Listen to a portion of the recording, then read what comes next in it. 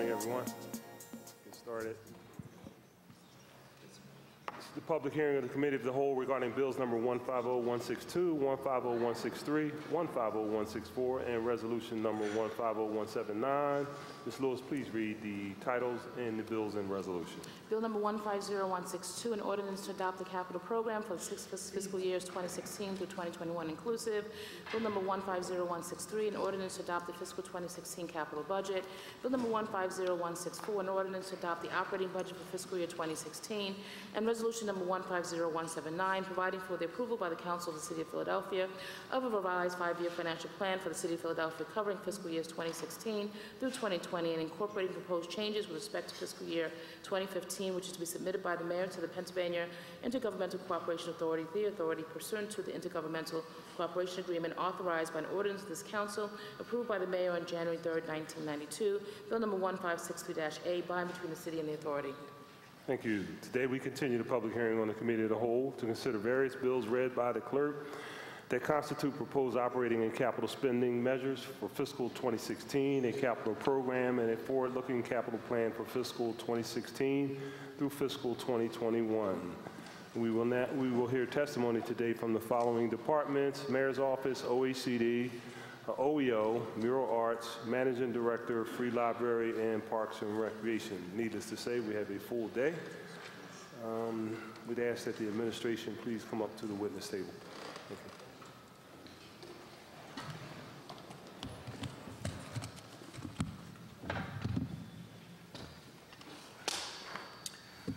Good morning. Morning. Good morning, Council President Clark, members of City Council. I'm Everett Gillison, Chief of Staff in the Office of the Mayor.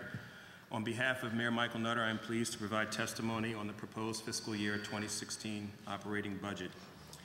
The role of the Mayor's Office is to provide the necessary leadership, direction, and support to departments so they may achieve success in their key area of focus. The 2016 budget, as proposed, provides the necessary funding for the Mayor's Office to accomplish these objectives. The fiscal 16 proposed general fund budget is $5,206,625. The fiscal 16 general fund budget, as proposed, includes $4,166,124 in Class 100 fund to provide compensation for 49 full-time employees and 1 part-time employees.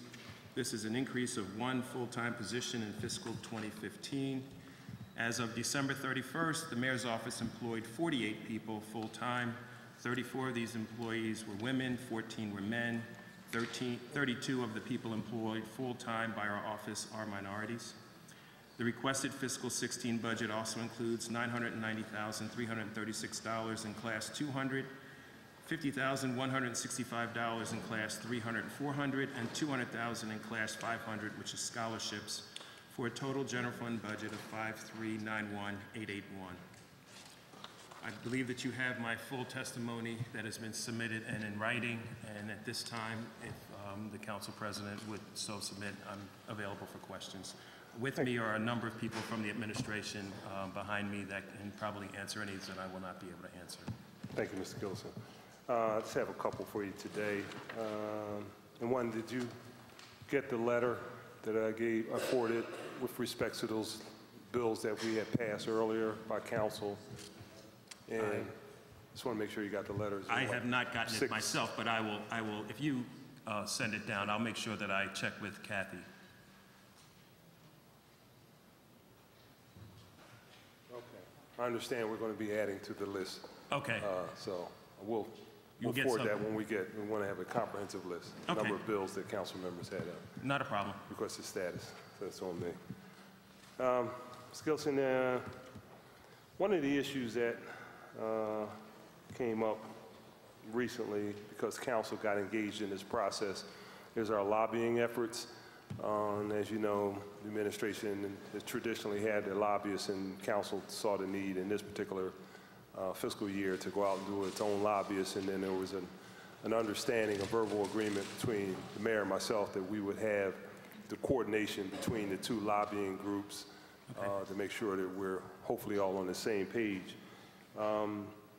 But we're noticing that we're asking for an increase up to 426 for next fiscal year. And can you give me a sense of why we're increasing the lobbying budget? I believe that the lobbying budget went up for the majority of the money that we have. We have, actually, from what I can see, that's actually in the detail. Loper Associates remains at 66. The Kinzer Group was 120. Holland and Knight was 100, and Gray and Loeffler was 100. In the new budget,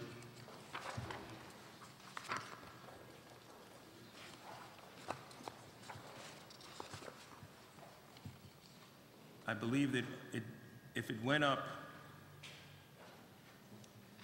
I only have that it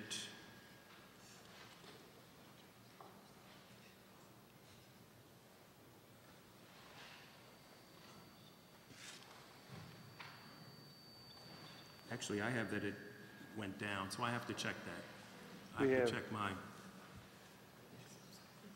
We have it, Do you have that? it's been 386 on FY50 and plans to spend 426 for the next fiscal. I'm on page, I just had it. I'm on page 17 of our detail, and I have that it actually went down $50,000, but I will check the detail. I don't have that everyone went up $1. Okay. Okay. Just give me a little clarity. I will. Okay. The other one, I want to talk about the theme of the budget hearings. And we said earlier on in the first day, we talked about these three boards and these themes with respect to income inequality and community sustainability, and obviously education, or the conversation that we will have throughout this particular budget process. And I understand the administration has spent a significant amount of money in reduced funding for important programs to launch your CUA, Community Umbrella Agency Network, and we were just having a conversation about having a coordinating activity.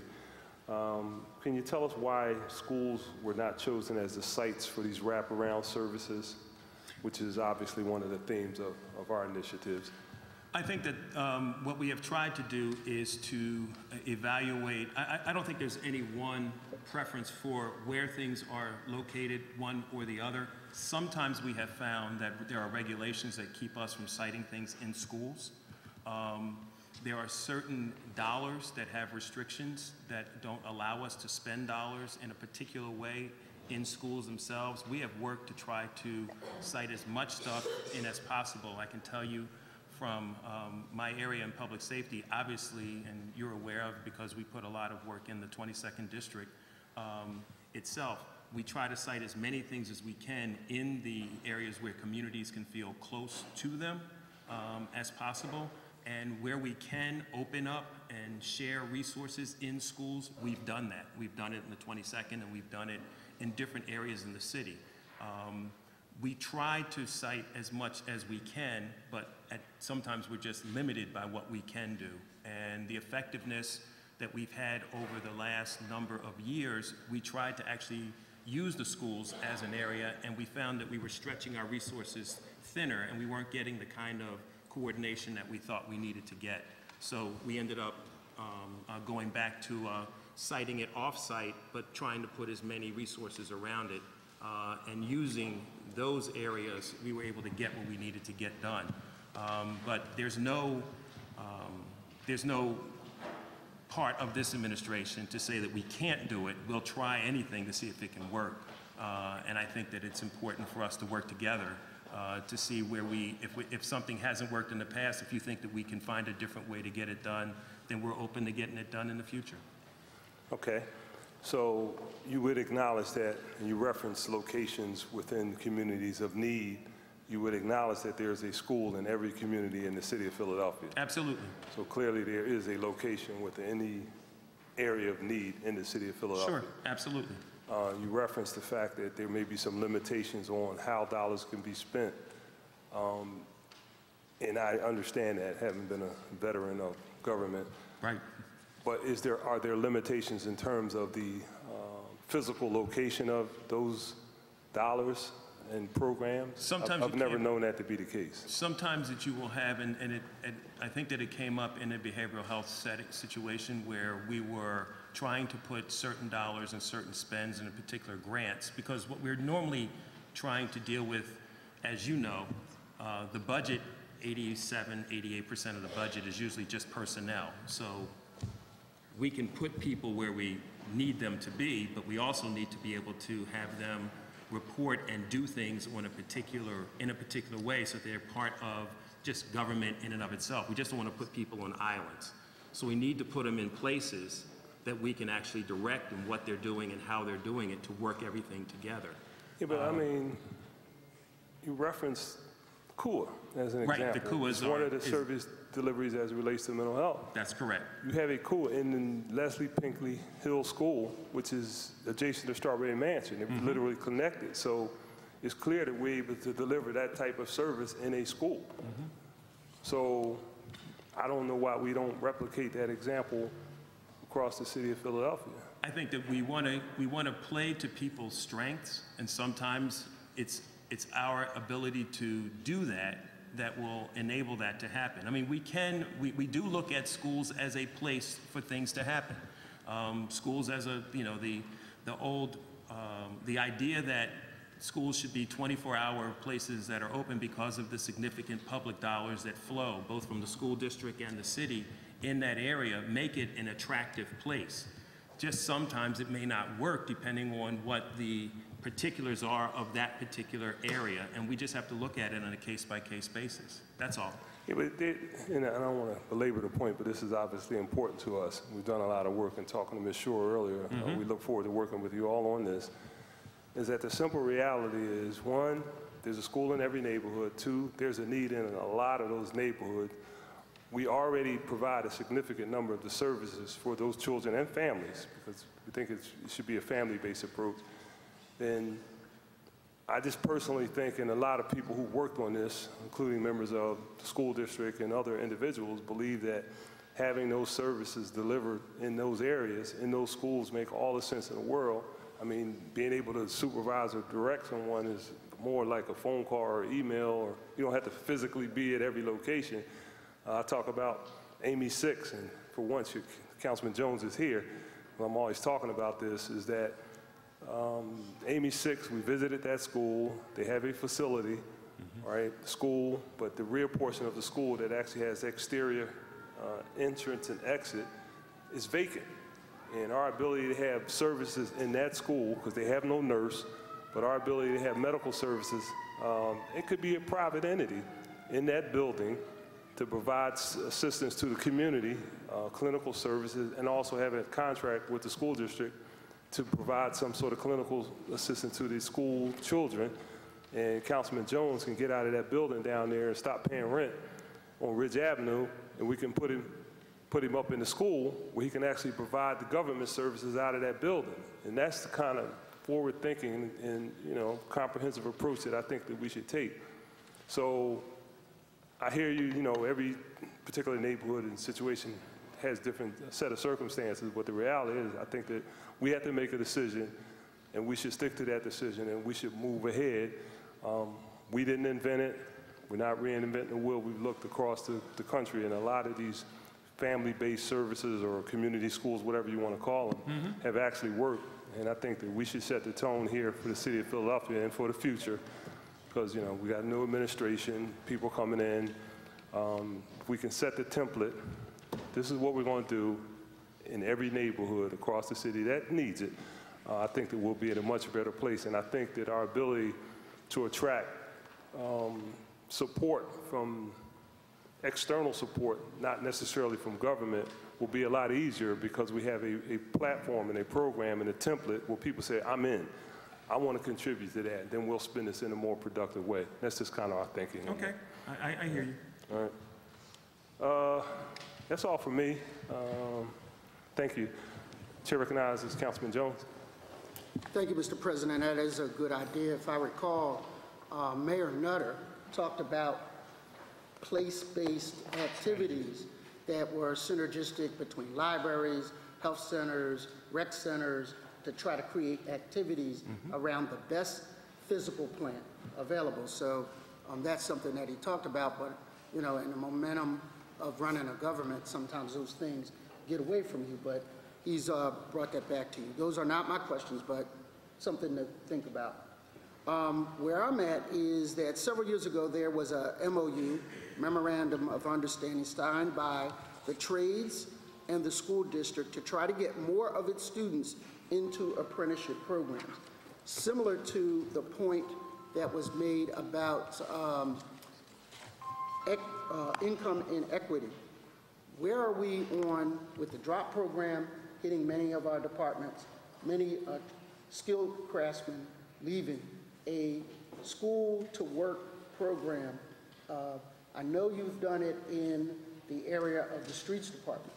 I'm aware that you've done it with the automotive piece. We actually recognize 2 young people from our schools that graduated from that automotive program with honors. So it can work. How are we expanding that to other city departments like the water department, streets department, gas works, and others to kind of take advantage of the vacancies and make them first opportunities for our young people in trades? I can tell you that and thank you for your question, I can tell you that the programming and what we call transition programming, we plan in order to try to make sure that we can fill the jobs that are coming available. I can tell you in public safety, we have gone out and we've done a lot of the work to try to get people into those jobs and get them ready for us. So we're using a lot of our young kids through our Explorers program. We're using people in the fire department through our Fire Representatives program. We're using Future Track in the Streets Department.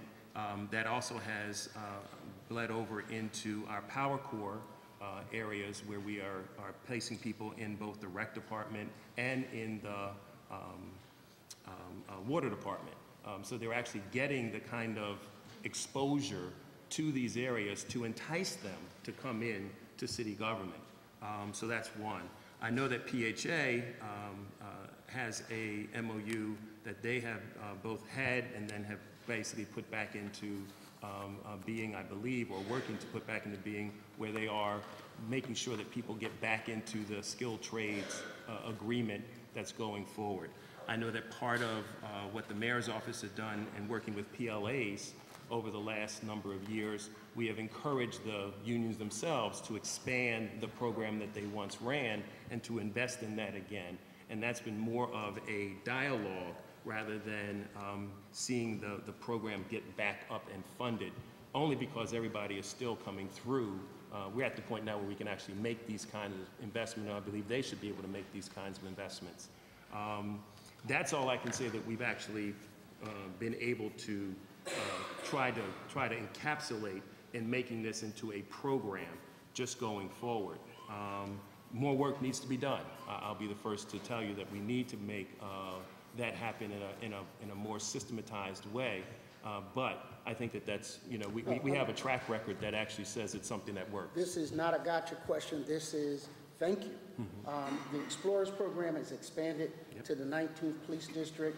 We're raising money for kids to actually take advantage of that. Why that's significant, Mr. President, is that when we changed the regs on college education 2 years, this program allows young people to go directly into that for 2 years, and it serves in lieu of college education, and many of them can take the test. So and then Randolph Skills Center, you have a fire academy right where there. young people are actually taking advantage of that. So I get it. What I'd like to do with this question is to quantify it by department. Okay.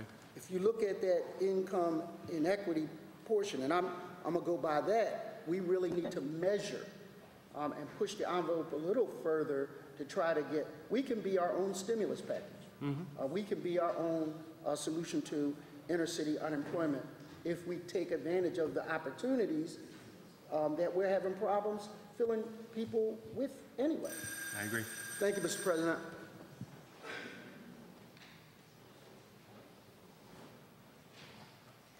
Thank you. Young Councilman. Thank you. All right. Councilwoman Tasco. Good morning. Good morning. How are you? I'm doing well. I'm concerned about the cut in the Philadelphia Cultural Fund. Does that come under the mayor's office? It is part of the mayor's office, yes. Actually, it really wasn't a cut because, although I will tell you in this way, last year we actually found a little additional money at the last minute and told everyone that we were going to be able to put it into the fund because this was money that we were able to invest, but we told everyone it was just a one-time thing. Of course, once you put it in and you replicate what was done the previous year and you keep it, then everyone says now it's a cut. And I get it that people would like to have more dollars going in, but we had to return in essence, we went back to the normal that we had been going through over the last number of years. So if you look at 2 years ago, you'll see the dollars are there with a little bit more that's reflected now. But I will agree with you that last year's fund was more than this year's fund. We did tell everyone that we had found additional dollars. We put it in. It would be a one-time thing. However, now everyone wants us to remain and keep that dollar level. And we made the decisions we made based on what, A, we told everyone last year, and B, just trying to make sure that we handled as many of the priorities that came forward in this year's budget. So what is your budget, total budget? For the cultural fund? Your office. Oh, for my office is $5,206,625. That covers all of the departments that come under your office? Yes. Total, $5 million? Yes. We get a lot of, we do a lot with not that much. Okay, so the cultural fund is funded through out of the $5 million in your office? I think the cultural fund is in a different fund, right? So is it the grants? Grants fund? It's its own. Office of Arts and Culture and Creative Okay. Economy. While the Office of Arts and Culture and the Creative Economy is part of the mayor's office, it actually has its own separate line item, and I believe that they will actually come, Helen is here, but they will actually come and talk to you about their budget. But their budget currently is fiscal 62 million, $2.872 million. And so you should have that detail on a different, in a different examination.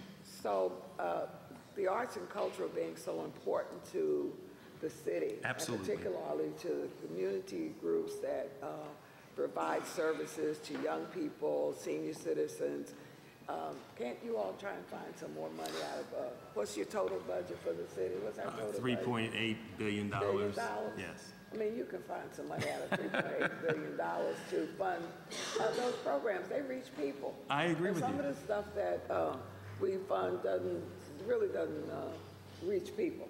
And certainly the young people and the folks who benefit from the cultural aspect of this fund. So I hope that we can have that discussion about how you can find some more money. Councilwoman, I'll be glad to entertain, and we'll be able to sit down and let's talk about it. We are a big supporter. You know the mayor is. You know that we are. I think we have a great cultural, the Office of Cultural Leader in Helen. She has done a marvelous job in a short period of time of emphasizing the neighborhood importance of how the cultural economy really does revitalize and becomes a linchpin in the neighborhoods as well as in Center City. But it is, and so I think that whenever we can, we try to meet those needs. But I mean, as you know, it's always a balancing act, and let's just talk about what we can do as we go forward. I think so, because I think we're behind in the funding of our cultural arts program as in comparison to other cities in this country. Okay. And I think we need to find a way to improve and find more money for that. Okay. So we'll talk about that. Thank you. Look forward to it. Thank you. Thank you. Chair recognizes Councilman Squilla. Thank you, Mr. President. I have one question, but I do want to reiterate with my colleague, Councilman Tasco, about the cultural fund and what it means, especially to the people I know in my district. We just recently handed out checks to a lot of individual groups to really make a difference in our city. And not only the actual arts and culture that goes on, but actually the growth of the city. And I think because of this, it really has increased our growth, and people like that willing to move into our communities to really take care and pay attention to the arts in our community. So I would second Councilwoman Tasco's request for additional dollars for the Arts and Cultures Fund. My one question was about the maintenance fund. Additional dollars was added to public properties last year. What has been the take on that since we added those dollars for maintenance and upkeep of buildings? I know it's one of my pet peeves that, you know, we do a great job of building things, but we don't really do a great job of maintaining them. What has been the savings because of that investment? Do we have those numbers? I would think that if those investments would have been quantified, it would be through sustainability. Or Bridget? Yeah. I would have to ask that question to Bridget because she has put together the task force that has addressed a lot of those outstanding maintenance issues. I can tell you, just from a public safety point of view, that those investments have actually borne fruit, having worked with the FOP on some of the issues that have been outstanding for many years. And I thought that that task force did a fantastic job of eliminating a lot of the kind of sore spots that have been out there for quite some time. But as far as getting savings out of it, I would think that I'd have to defer to Bridget and get their analysis to you. Compared to last year, you had an increase in the maintenance. What was the number last year? Do you remember what that? I don't remember it offhand, Councilman. I have to get that to you. I think it was about $1 million. Yeah, there was 2 years, Rebecca Reinhardt, Budget Director. There were 2 years in a row of increases in public property of about $700,000 each. And they do have, public property does have the calculations of the savings from those maintenance projects and from those additional staff. I don't have it with me, but we can definitely get it to you. I mean, I think that's important, as President Clark had talked about some of the police stations and what they look like at this point. Maintenance is such a big issue, and yet nobody cuts ribbons for maintenance. Nobody goes and takes pictures for maintenance, but it's so important for the city of Philadelphia to maintain their properties because we spend millions and millions of dollars reconstructing things that we could just maintain. And also, I know you said after the 2 years, after you saw what was going to happen doing public property, we're also going to look into Parks and Rec for maintenance as far as our maintenance to keep those buildings up and running. Is that something we're going to do this year? Is it Parks and Rec? I think we're still dealing with public safety buildings, aren't we? Right. I mean, I think there was additional money added into Parks and Rec. I believe it was 2 years ago, and I know that Parks and Rec will be up later today for their hearing to increase maintenance at their facilities, as well as to start a small capital projects program. So I think we've gotten at that in a different way for Parks and Rec than from the investment in public property. But Mike DeBardinas can talk about that more later today. All right, because I think it's important to realize if we always look for capital improvements and we look for the money that we spend for through our districts, and the council members have districts to redo playgrounds, and we just don't concentrate enough on maintaining them, and I think that's something we need to really pay attention in the future. So I look forward to see how public property has done with, you know, their maintenance and what that has been, and then also with our park and recreations. Thank you. Okay. Thank you. Thank you, Councilman. Chair recognizes Councilman Jones. Thank you.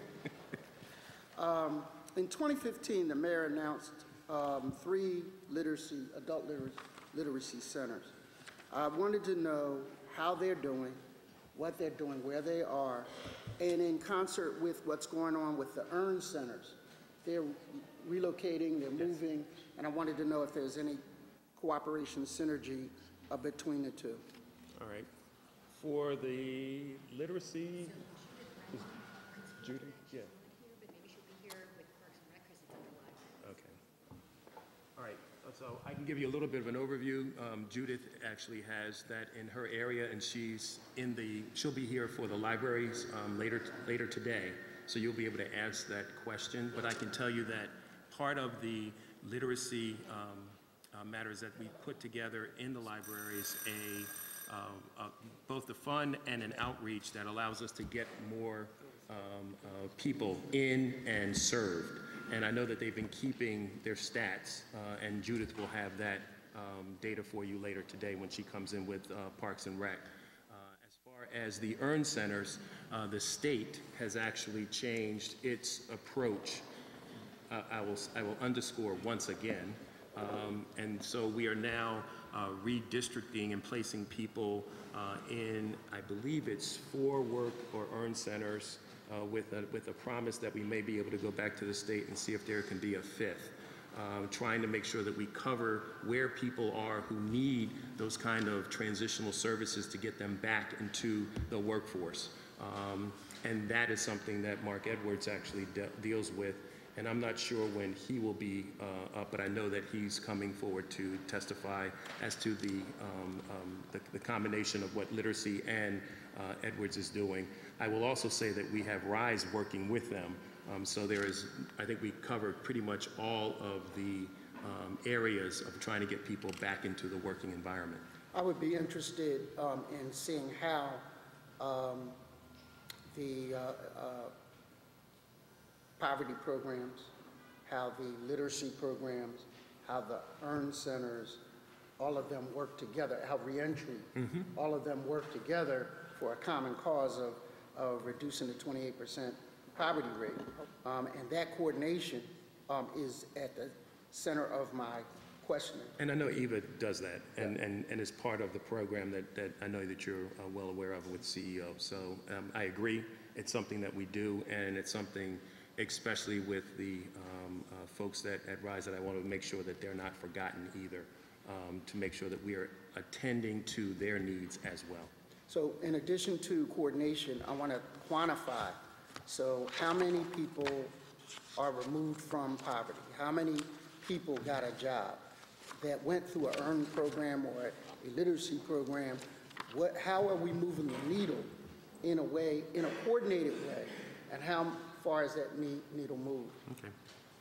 Thank you. And I guess I can hold this question, but at least let folk know who are here. I know we had some fluctuation in federal money for OHCD and others. There was a reduction of about 26 million last year, and there was an opportunity for a application for the rental program, which was in the hundreds of millions.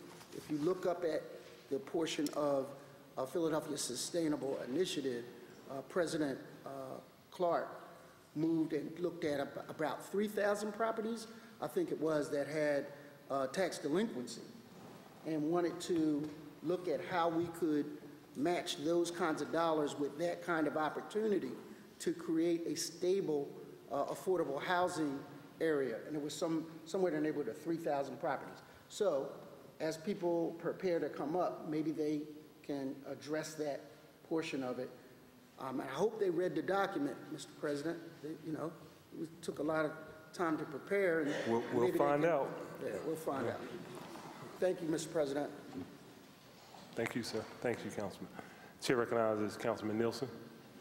Thank you, Mr. President.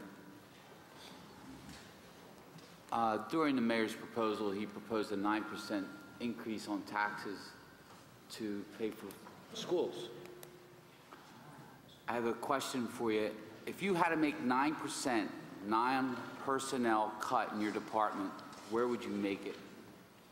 If I had to make a 9% cut within your budget, within your department, where would you make it? I can tell you that if I just rounded it, would be a 10% cut. So a 10% cut, I would have to lay off, since most of my... Non-personnel cut. Non-personnel is not a layoff. Like, I'm just looking for like stuff like consulting, entertainment, and expenses like that. I don't have that kind of line item. The only thing that I would be able to do, if you're going to take personnel out, which is the majority of my budget, it would end up being in our lobbying, which is a consultant contract, which means we would actually have less of an ability to do what we need to do in Harrisburg and in Washington. And the only other place that I have it really is in is in language access. That contract comes through my, my line item, which means that we would not be able to serve people who need that service to be able to make that, to communicate here in the city of Philadelphia. So everything else in your budget is personnel? Yeah, most of my budget is personnel. How about some of the dues and stuff like that? Is there anything we look at across departments to try and reduce the dues to the various departments and like the miscellaneous dues? I mean, Yeah, I think I'm finding is a lot of miscellaneous, a lot of to be determined, a lot of contracts that aren't spelled out because I guess you can't award them till next year. The mayor is a member of probably 2 or 3 major organizations that we pay his dues on as part of his responsibility as being the president of the Pennsylvania Municipal League or being a member of the U.S. Conference of Mayors. Those are responsibilities that any big city mayor, and especially the mayor of the 5th largest city, maintain. So I would hesitate to kind of have him become a non-paying member of those organizations, since it does place us in the position of doing quite a bit for the city as a whole. But in this particular department, the majority of my dollars actually go into people's salaries, so to take a 10% cut outside of that would not really net that much money. Thank you, Mr. President. Thank you. Thank you, Councilman. Chair recognizes Councilwoman Kiona Sanchez. Thank you, Mr. President. I have a question, and I don't know if this information is available. Since we've invested, or the mayor's office has invested so much in grant revenue and personnel, is there a chart of how many people are either grant funded that are in the mayor's office or funded in other departments but assigned to the mayor's office? I tried to make sure that all the people that were in the mayor's office actually were brought into the mayor's office instead of having them detailed before. I think I went through that when I first became chief of staff. I will have to just take a look, and I'll try and get that information back to you. I believe there is something in the detail that shows the grant-funded positions. But I have to find that. I don't have that at my hand. Yes. Okay. So to your knowledge, we've pretty much cleared up all of those, someone working here, assigned here. I So pulled this everybody in. Okay. The only person that I think, and I've just been informed that most of the people in the mayor's office that are grant funded are literally just in the aging department, the aging department. Okay. So I know we've hired grant writers. So what grants have we gotten? We actually have a person, we put together a grants office. Okay. Ashley DeBianco is the head of that office now. She is on staff. She is not necessarily a writer, but she is a person that coordinates on behalf of not only the mayor's office, but the entire city in order to make sure we get the best matters. Sometimes the best places to go for writers are the departments themselves, since they are used to that, but we try to have her eyes and other eyes in that area, and it's really just an office, quote unquote, of 2 people at this time in order to make sure that we are coordinating what we're doing across the city in order to put us in the best position to get grant dollars. Okay, well, I'll wait for any additional information. That was only my question. I wanted to see the physical. So, thank you, Mr. President. Thank you, Councilwoman. Mr. Gillickson, looks like that may be all the questions for you, sir. Thank you. Will you be in City Hall in the event we need you to call you back up? Yes, I am usually able to be found, as I've seen you and I leave at all hours of the night, but I'm usually able to be found here at any time. So thank you. Anytime, Council President, I'm at your call. Thank you. Thank you, Mr. Gillickson.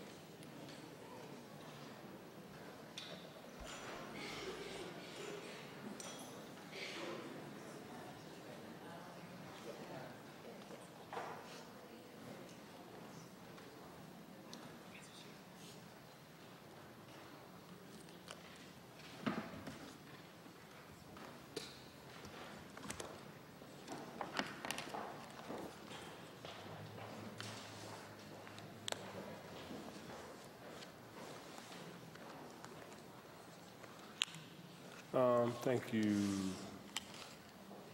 Ms. McCullough? Good morning. Would it make sense to have, oh, okay, I see you. I thought you were leaving. I was like, yeah, they have the other housing agencies. Actually, would it make more sense to have them sitting, because I have a sense that the questions may be some, things like land bank might come up, those kind of questions. Of course. Oh, Ms. Abernathy, don't be shy, sir. You used to sit on this side of the rail for a long time. That's right. Thank you. Thank you. Good morning, Ms. McCullough. Good morning. Good morning, President Clark and members of City Council. I am Deborah McCulloch, and I'm the Director of Housing. I'm here today to present testimony on the Office of Housing and Community Development, OHCD's, proposed operating budget for fiscal year 2016. The proposed operating budget under Community Development Fund, Grants Revenue Fund, Housing Trust Fund, and General Fund will also be presented in the spring to the Finance Committee at its hearing on the Consolidated Plan Ordinance. That hearing will authorize the submission to HUD of the Consolidated Plan, which includes the budget for the Community Development Block Grant and other housing programs for fiscal year 2016, CDBG year 41. The General Fund supports approximately 1.2% of OHCD's annual budget. The proposed fiscal year 2016 General Fund budget allocates $2.52 million to OHCD. This funding includes $2.39 million to support the vacant land stabilization and maintenance activities of the Philadelphia Land Care Program, which is $50,000 less than fiscal year 2015, and $130,000 to support the settlement grant and tangled title programs, which is consistent with fiscal year 2015. OHCD will receive the following HUD grant allocations in fiscal year 2016. Community Development Block Grant, $39,046,238, which is $262,531 less than fiscal year 2015. Home Investment Partnership Program, known as HOME, $8,044,365, which is $902,555 less than fiscal year 2015. And Housing Opportunities for Persons with AIDS, known as HOPWA, $7,436,295, which is $2,033,224 less than fiscal year 2015. One of the biggest challenges facing OHCD remains the significant reduction of approximately $40 million in federal and state resources over the past several years. The Year 41 proposed consolidated plan will be consistent with the city's priority to serve low and moderate income individuals and families and revitalize neighborhoods by preventing homelessness, by keeping people in their homes, increasing affordable housing by producing new units, strengthening communities by eliminating blight and promoting neighborhood planning, and creating jobs by attracting and retaining businesses. In fiscal year 2015, the Land Bank was created. In fiscal year 2016, OHCD will continue to work with the Philadelphia Redevelopment Authority and the Philadelphia Housing Development Corporation to make the land bank operational. Also, in fiscal year 2016, OHCD will implement the Choice Neighborhoods Transformation Plan as part of the recently awarded $30 million Choice Neighborhood Implementation Grant. OHCD will return to City Council this spring to present the complete fiscal year 2016 proposed budget as part of the consolidated plan hearing. I'm happy to answer any questions that you may have for me today. Thank you. I actually asked this question, I think, earlier, Ms. McCullough, in the first budget meeting, and I believe you came up about the Housing Trust Fund and the ability to have it, the resources coming from the recording fees be percentage-based versus fee-based. And had you had a chance to look into that to see if it must be authorized by the state to enact a different strategy? It is a fee-based earnings for the trust fund, not a percentage-based, based on the state legislature. Right. And the amount that can be allocated to the trust fund can only equal the cost of the recording fee. So the cost to the city to record the transactions. So if it was determined, and this happened last year, that we needed an increase in the recording fees to cover the cost to the city, we could increase the amount going to the trust fund. And actually, we did do that last year. But it's not a percentage of the transaction. It is the cost to record the transaction. Yeah, no, I said that. Okay. I'm asking you if we wanted to change. It would need a state, That's it's all I'm by asking. the state. Does it need state authorization? It needs state authorization, yes. Okay, that's all. On page 3 of your testimony, you talked about requirement of an increase in the intention of the monitoring of the city's federally funded projects and programs, and it led us to increase the number of staff and the amount of time staff deploys to HUD monitoring. On the surface, I would think that that is somewhat problematic. Is there a basis for the additional monitoring or the enhanced monitoring? Have we not spent money appropriately over the years, or has it been ratcheted up in terms of requirements? Wow. I mean, we have a shortfall as it is, and to have to spend more money on monitoring, I would think that it would be problematic. Well, we're required by HUD to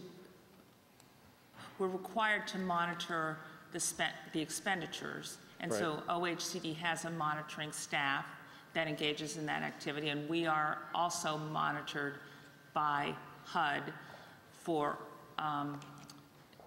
compliance with all of the HUD regulations. So we do internal monitoring to meet that requirement, and then HUD also monitors us. Okay. What I'm asking you, is there a basis for the increased monitoring? Has there been some issues with respect to the appropriations or the expenditures? No. So why are they increasing both the monitoring and thereby requiring that we increase our staff to support that additional monitoring? HUD chooses to monitor whatever programs it chooses to monitor, but we have not had any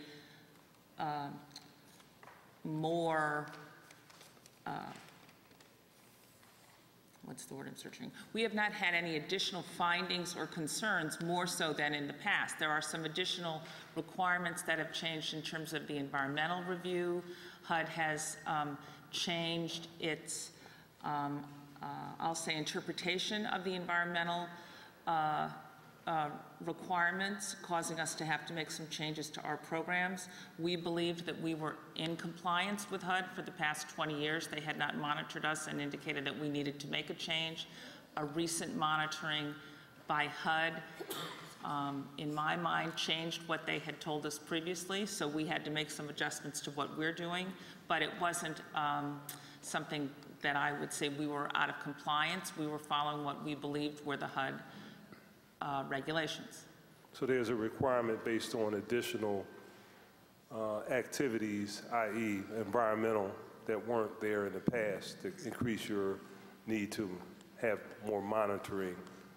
I mean, if there was new regulations and standards, then that could, I'm just trying to find out why we're having to increase the monitoring activity. If it's not because of misappropriation of funds, it sounds like you're suggesting that there are now more things that we have to monitor based on a change in the regulations related to environmental issues. There are additional environmental requirements that HUD has, again, I want to say that we believed we were in compliance, and HUD has revised what it had told us previously. Okay. So when are you coming back for block grant? I'm sorry, I didn't hear you. When are you coming back for block grant? Well, council schedules it, but it is traditionally in the first or second week of June. That's when you schedule the hearing. All right, okay, so it's on me. The reason I don't want to, because I have a lot of questions relating to funding and legislation that we have passed, and I understand that this is really to talk about your budget and personnel. It's not really to talk about the nuts and bolts of federal dollars, so I might wait until then to grill down, because I really got a lot of issues about some of the initiatives that were put before you. And as we talk about our whole theme on income inequality, the most significant aspect of attacking that problem that's national is to bring down the cost. Can't make sure that everybody gets an additional increase in wages, but we can figure out ways of decreasing the cost of housing and enhance the affordability. And you know, we put forth this, and got my books again, I'm bringing every budget hearing on building an affordable future. So I will be asking you in very great detail about how and if you all implemented that in its entirety as it relates to the first budget process after making this available in a part of the process. And I know Councilman Jones may get into a little more depth with that, because I know he was talking earlier about whether or not you all read the document. But I'll deal with you at that point, okay? Okay. All right. Thank you. Chair recognizes Councilman Jones. Thank you, Mr. President. On that note, and in the theme of trying to create sustainable community initiatives, the cuts in federal funding have been consistent. But what I want to know is, are we adjusting, adapting to them, other than just taking them, and are looking at new opportunities? There is a RFP out for rental assistance, and I think they have indicated that there's $105 million worth of, are you familiar with that RFP for rental assistance? An RFP issued by whom? HUD. It's issued by HUD. No. I'm sorry, I'm not familiar with it, but we can look into it. Okay, so there's a RFP that talks about $150 million in rental assistance grants to expand housing opportunities for people with disabilities, for example, that we found. And I'll give you, you can hand that That to generally, that's just, yeah, I believe, I'll confirm. I believe this is funding that goes to the state, but I'll confirm it and get back to you. I don't want to misspeak. As we start to look at those types of opportunities, and with the 3,000 properties that were identified that are tax delinquent and or in some type of disrepair, we have to kind of come up with a peanut butter meets jelly to make bread scenarios. We can't just do the things that we have done expecting manna from heaven from HUD. So the question becomes, how are we adapting to new programs and new opportunities? There was a receivership program offered by some of the property owners recently, and taking properties that were tax delinquent, fixing them up, putting them back out on the market, allowing the owners of the properties to buy them back once they made good on their tax obligation. Are we exploring those types of low to moderate income rental and or home ownership opportunities? Yes, we're applying for whatever opportunities I'm sorry. So which one specifically? Well, the example would be, of course, the Choice Neighborhood Implementation Grant, the $30 million grant that we had applied for 2 years ago. We were declined, and we worked with HUD, met with HUD to strengthen our application. We reapplied, highly competitive grant, and we received it. So we're now in the process of implementing that grant. So as those opportunities present themselves, we are following those and doing the best we can to get bring in additional funds to the city. So specifically, the 3,000 properties that were identified in my district, they were on Lehigh Avenue from 24th to 33rd, and from 54th to 63rd on Market Street. 3,000 properties, and it's not ironic that in the last census, I lost 5,000 folks. Where they went, I don't know. You know, to what county they went to, I can't tell you. But if we can replenish these housing stocks, we can get people back in the district so they don't have to keep borrowing divisions from you, Council President. So this was an opportunity.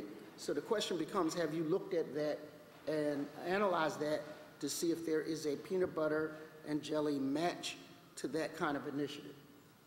I've not looked at that specifically, but I will do so. Okay.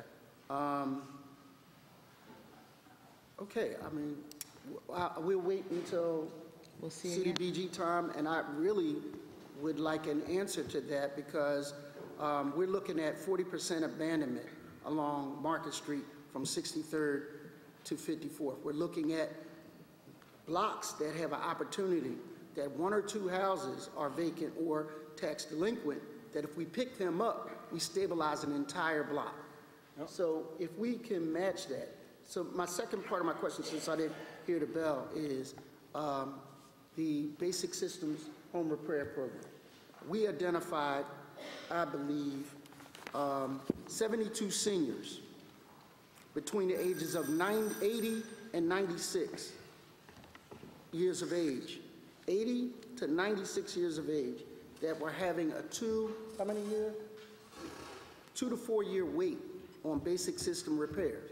Now, I believe longevity is, everybody's God-given right, but how long do they have to wait and have we prioritized seniors that shouldn't live the rest of their life with a hole in their roof? My name is Michael Kuntz. I'm Executive Director or Executive Vice President of Philadelphia Housing Development Corporation. And I have the list. Our staff has worked on a plan, as you outlined in your letter to me, to address them. And I believe I have a 3-month plan to get there. And I'd like the opportunity to come over to your office in the near future and discuss the plan and how we track it. These are the 72 in my district, correct? Yes. So there, I would imagine if we divide this by 10 or multiply it by 10, that's about 700 seniors between the age of 80 and 96. Now, average lifespan of a human being is like 78. So in one case or so, and you have been helpful, it's not that you haven't not been, but there's a certain degree of prioritization that needs to happen. And not because they're in my district, they could be in Cindy Bass's district, but when you are at 92 years old, you should not live with a leaky roof in your bedroom. I mean, we should prioritize them. Younger people can move more readily, and younger people can have other opportunities to live with loved ones. We really need to take care of our seniors in that respect, and I would like to see by the time of the operating budget that we have addressed that. And thank you, Mr. President. Thank you, Councilman. All right, I'll come back. Chair recognizes Councilman Greenlee. Thank you, Mr. President. I actually was going to ask about the Basic System Repair Program also. A little more generally, I guess, although certainly Councilman Jones makes an excellent point. And you might not have these figures right off the top, but how many people apply each year to, say, last year? How many people applied to Basic Systems? Would you know that, sir? No, I don't have that. Okay, if you could get that, and I can get that. and then parlay that with how many people actually get serviced each year. So that would kind of talk about the backlog issue that we're talking about. And I know there's a lot of people that must apply, and it's a great program because it keeps people in their homes. So if you could just generally give us those figures to the President, we'd appreciate it. And I know you can't take every application on because sometimes the properties are, for lack of a better term, too far gone. I see that you have a $18,000 limit per property. How did that come out? Is there a particular way that was calculated, if you will, or? Well, that number actually, if truth be told, has been creeping up. At one point, our limit was 10,000. Well, at one point, our limit was even lower. Our limit was 10,000, and then we actually bumped it up to 15,000, and it's really the cost to address 2 or 3 systems in a property. If you need a roof and you need new electrical and you need new plumbing, then that's the cost of needing that number of systems. So it's really a factor of the condition of the property and what you need to do to preserve the property and make it habitable, that if it needs more than 1 system or more than 2 systems, it's going to need that much money. Yeah, and then I guess the last thing, if you could provide, how many people went above that threshold and thus were turned down. Because I know that happens to some people because we've heard from them. Yes, You know. I can provide that number, but I will say that the average cost, even though the limit is $18,000, the average cost of servicing a client is around $10,000. Okay. But I'm sure there are some that apply that properties are lots even that- further, okay, I got But you. the higher the limit goes up, without increased funding, the more people are on the waiting list. I got you. We're 4 years back now, even if 40% of them drop out. Okay, so they either move or do something else, is that what you mean? Yeah, okay. All right, thank you. Thank you, Mr. President. Thank you. Thank you, Councilman. Chair recognizes Councilwoman Keone Sanchez. Thank you. I'm going to try to honor the president's request and leave the more detailed stuff, but I wanted a generic response to this and then a more detailed one.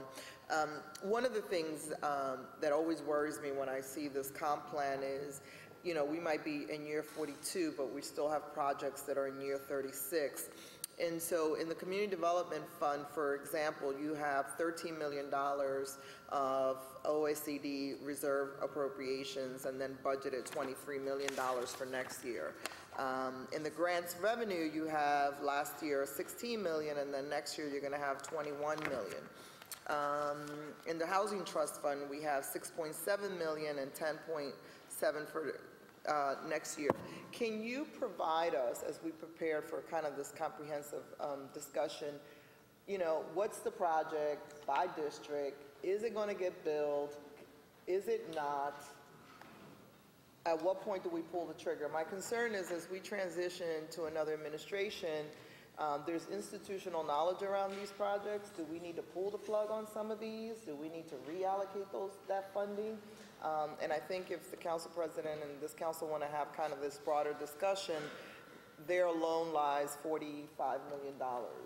So anything that's encumbered, where is it at? Do we need to pull the trigger by district? Status report, I understand. We can provide that. Thank you. Thank you, Mr. President. Thank you, Councilwoman. Councilman Nielsen. Wait a minute, sorry. Let me go to somebody who hasn't asked a question yet. Councilwoman Bass. You were in the last round, right, sir? Yes, you were. Yes, you were. Councilwoman Bass. Councilwoman Bass. We'll come back, Councilman. Thank you, Mr. President. Thank you, Councilman Nielsen. I just have two very quick questions, so I'll be brief. The first is really just a statement that I do have a concern about basic systems repair. And I know, Deborah, you and I have talked about this on numerous occasions in terms of my constituents who have, somehow fallen through the cracks, who have, applied and been accepted, and then, something goes wrong either with the contractor or through the program or what have you. So I do want to follow up with that, but we have had ongoing conversations. But I did want to say the idea that we don't know how many people applied so that we can do future planning to see what the volume is and what projections and trends are, is a little bit daunting. I think that that's something that, we should be looking at. How many people are applying? Is it 5,000 a year? Is it 10,000? Is it 100,000? To have no idea. No, we know it. I'm sorry. I thought he said he didn't. He said he didn't have it at his fingertips. Okay, I'm sorry. I apologize then, because that's very important information for us to be able to ascertain so that we can know exactly what we need to do.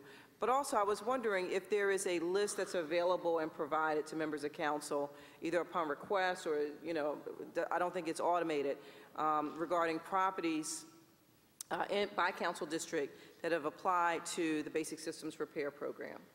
Yes, I can provide that list. It's automated. Okay, so you can provide that to us, and you can also provide where the work is in terms of if it's actually been completed or if it's, still in, in the waiting period, or? Yes, up to a certain point for completed. I'm assuming we're talking like in the last 5 years or so. Yes. Yes. So you can let us know by district who has applied, what the status of that application is, if it's rejected or approved, if the work has been scheduled or completed, and if there's any follow-up to that. That would be great. I'll get that out as soon as possible. Thank you. Thank you, Mr. President. Thank you, Councilwoman. Chair recognizes Councilman Nielsen. No one else? Are we okay? Yeah, thank you, Mr. President. You're welcome, sir. Good morning. The administration has told us that they were working to go an implementation of zero budgeted basing, or program-based budgeting, I'm sorry. A charter change that was done last year, and it's going to take them time to change over.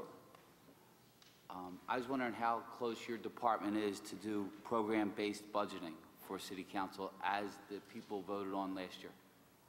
How close you are to achieving that goal.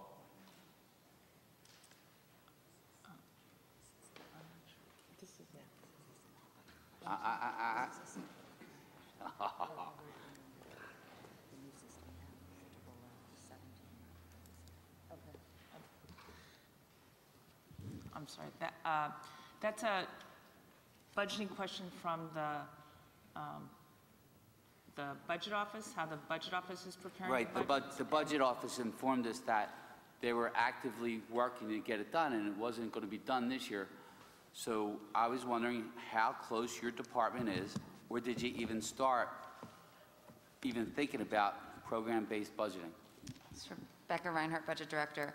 The move to program-based budgeting has to come from the central budget office in terms of getting the new system in place. So we are right now in the process of moving from our paper-based Excel system with over 2,000 spreadsheets into a actual technology system to get off of all of the Excel spreadsheets.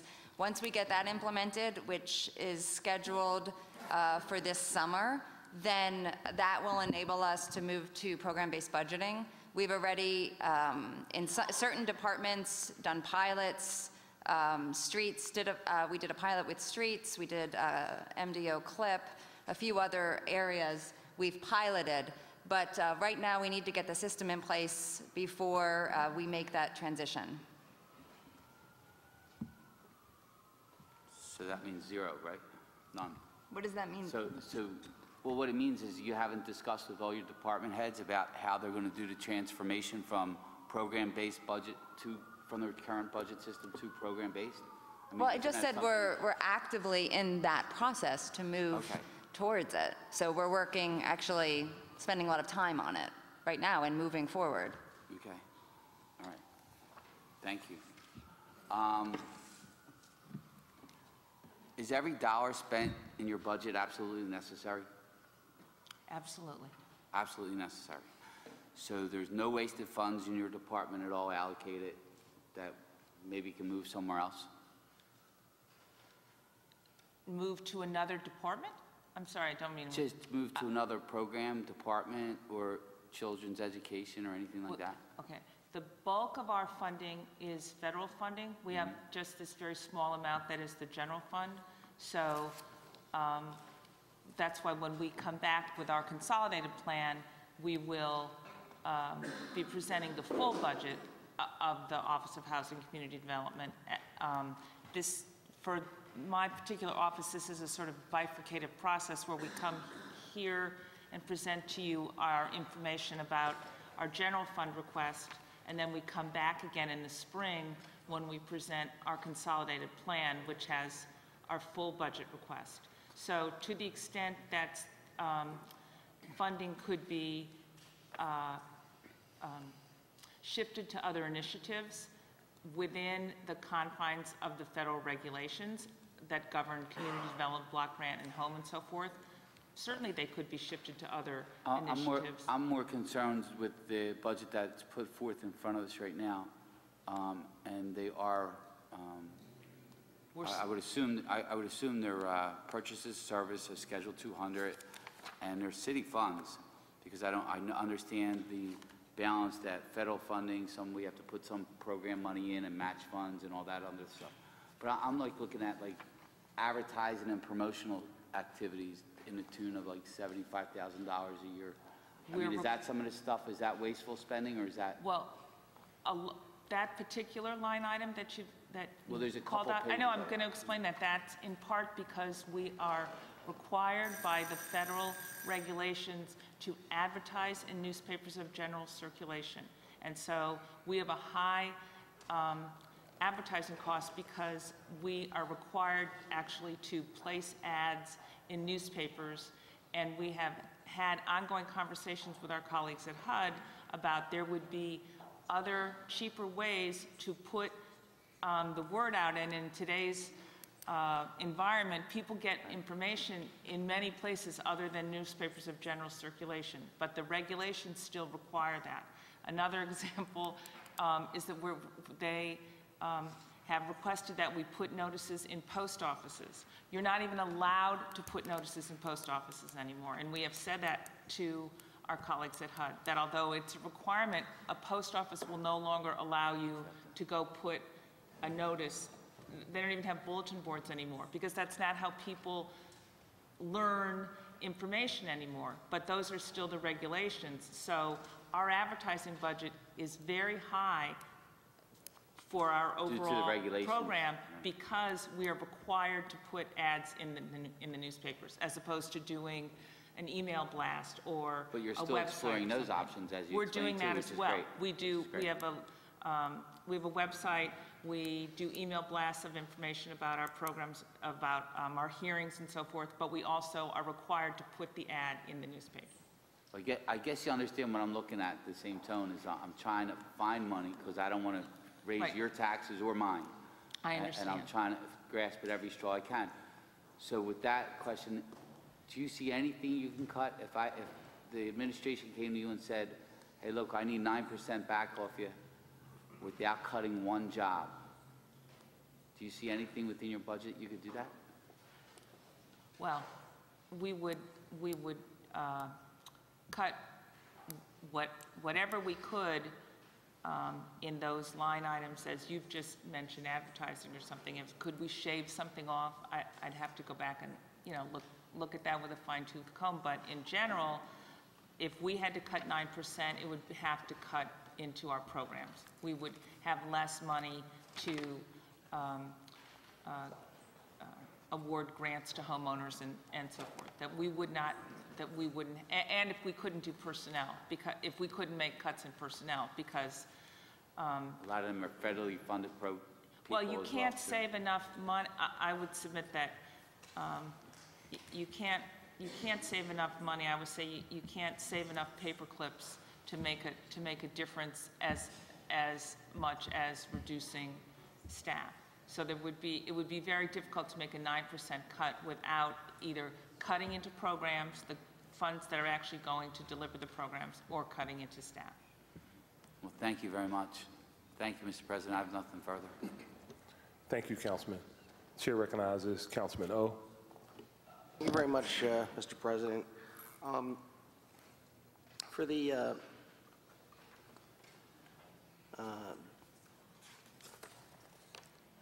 basic system repair and weatherization program, so as I understand it, that the current amount that is going to be available, well, how much is available for that? Yeah, approximately $10.8 million For the this current year. Okay. And that's a significant increase, is it not, over the prior few years? It's not significant. I think council was instrumental in getting us an additional $1 million last year. 1.25, point of information. $1.25 million. And could you explain how the people are eligible? How do they actually get the money, and what's the determination for that? Well, the people don't actually get the money. What happens is they come to our office, or if they're homebound, we do homebound interviews determining eligibility.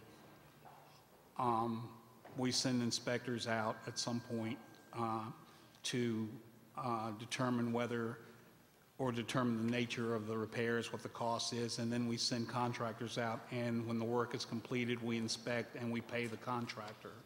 We also check eligibility at the time when they come in, and then a few months before the work is done to make sure they're still income eligible. So we actually pay the contractors. Yeah, I said how they get the money. I should have said how they get the services, but you corrected that anyway. But what is do they put in an application directly online? How is that done, the determination made? They actually come in for interviews, come into our office for interviews. To which office? Philadelphia Housing Development Corporation. Okay. Is there one office or several offices? It's one office. Okay. And how do they get an appointment? They call and make an appointment. Okay. And we have sessions 2 or 3 times a week in sets of 15 to 50 folks who are coming in, and we introduce them to the process, we explain the process, and then they begin to, once they're registered, we interview them there. And whenever we can get to servicing them, we do another income eligibility a few months before that. But as I said, we inform them that we're probably not going to get to them for about 4 years. Is that right? 4 years before you can get to a home, just based on demand? Is that what it is? It's strictly an issue of funding, and it's not staff funding, but we're just talking about the money that actually pays for the repair itself. For the contractors? Yes. If it's an instance of sewer backing up or some dangerous condition in the home, then we prioritize those and move those up to the front of the line.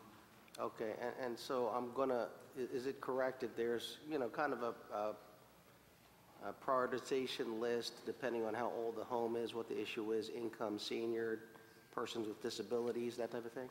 Currently, it's if there's a danger in the home, that's the only time we generally prioritize. Okay. We're looking at now prioritizing based on age and disability, but we haven't done that in the past. Okay, thank you. Concerning disability, so for the affordable housing development, in terms of seniors and persons with disabilities and independent living, is there any targets for this year for developing housing for persons with disabilities or to have some independent living needs? Seniors, persons with some slight dementia, those type of things? Well, for physical disabilities, all of our developments are required to have 10% of the units for the new construction units built to be accessible to people with physical disabilities, and 5% of all units with sensory disabilities. So that's a requirement of all of our developments. And then in the case of seniors, we have supported some specific senior housing developments. Our development is done primarily in connection with the low-income housing tax credits that are awarded by the state. And so depending on what the state awards, then we work with those developers that have already come to us for subsidies as well to develop that set of housing. So there are some senior developments. There are, all of them are required, as I say, to have accessible units. Thank you. I'll come back when my turn comes up. Thank you. Councilman, you coming back for next round? You want to finish? I'm saying, no? Okay, all right. Chair recognizes Councilwoman Kiona Sanchez. I had 2 more questions, again, that could be brought in later. One is on the Section 108 loan, this $2.1 million, is that our last payment? No. How much more do we owe there? 3 years? 3 more years? Yeah. 3 more years. Of the same amount? I can give you the exact amount, but it's approximately. Just wanted to know how many, 3 more years. And the other thing that I'd like for you to have prepared for us, I want to know how many of our subcontractors are in compliance with our living wage, who's requested a waiver, who's been approved, and what requests are pending. I know that this was a big issue with the mayor's executive order. I want to see how that relates to our CDC community Okay. in preparation for the hearing. Thank you, Mr. President. I'm trying to abide by your rules here. All right. Councilman, no, we're back to you, sir. Thank you very much. I had a interesting meeting. I've mentioned it before in here, and I'm just trying to see, what are the possibilities for us. So I had an interesting meeting with officials from the city of Seoul at Drexel University with IBM, and they are moving ahead on their smart cities, smart aging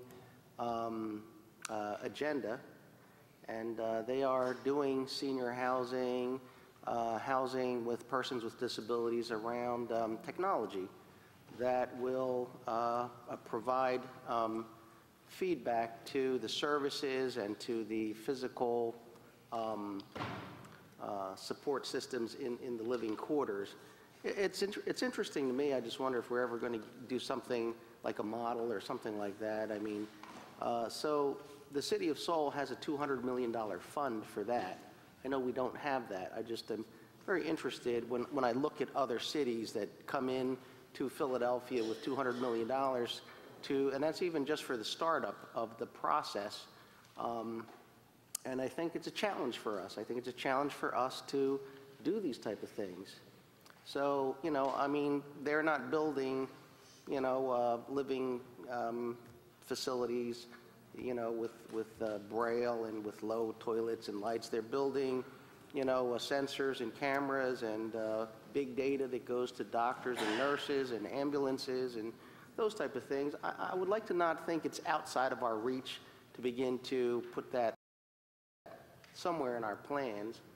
And it appears to me from what I've looked at, it's, on an individual scale, it's certainly challenging financially, but when they begin to standardize that kind of building, it becomes quite affordable.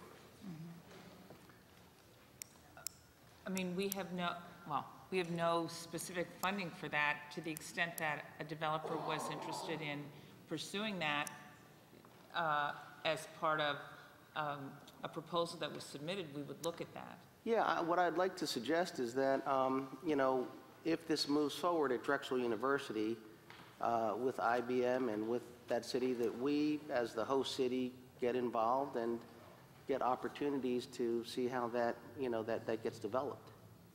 Okay.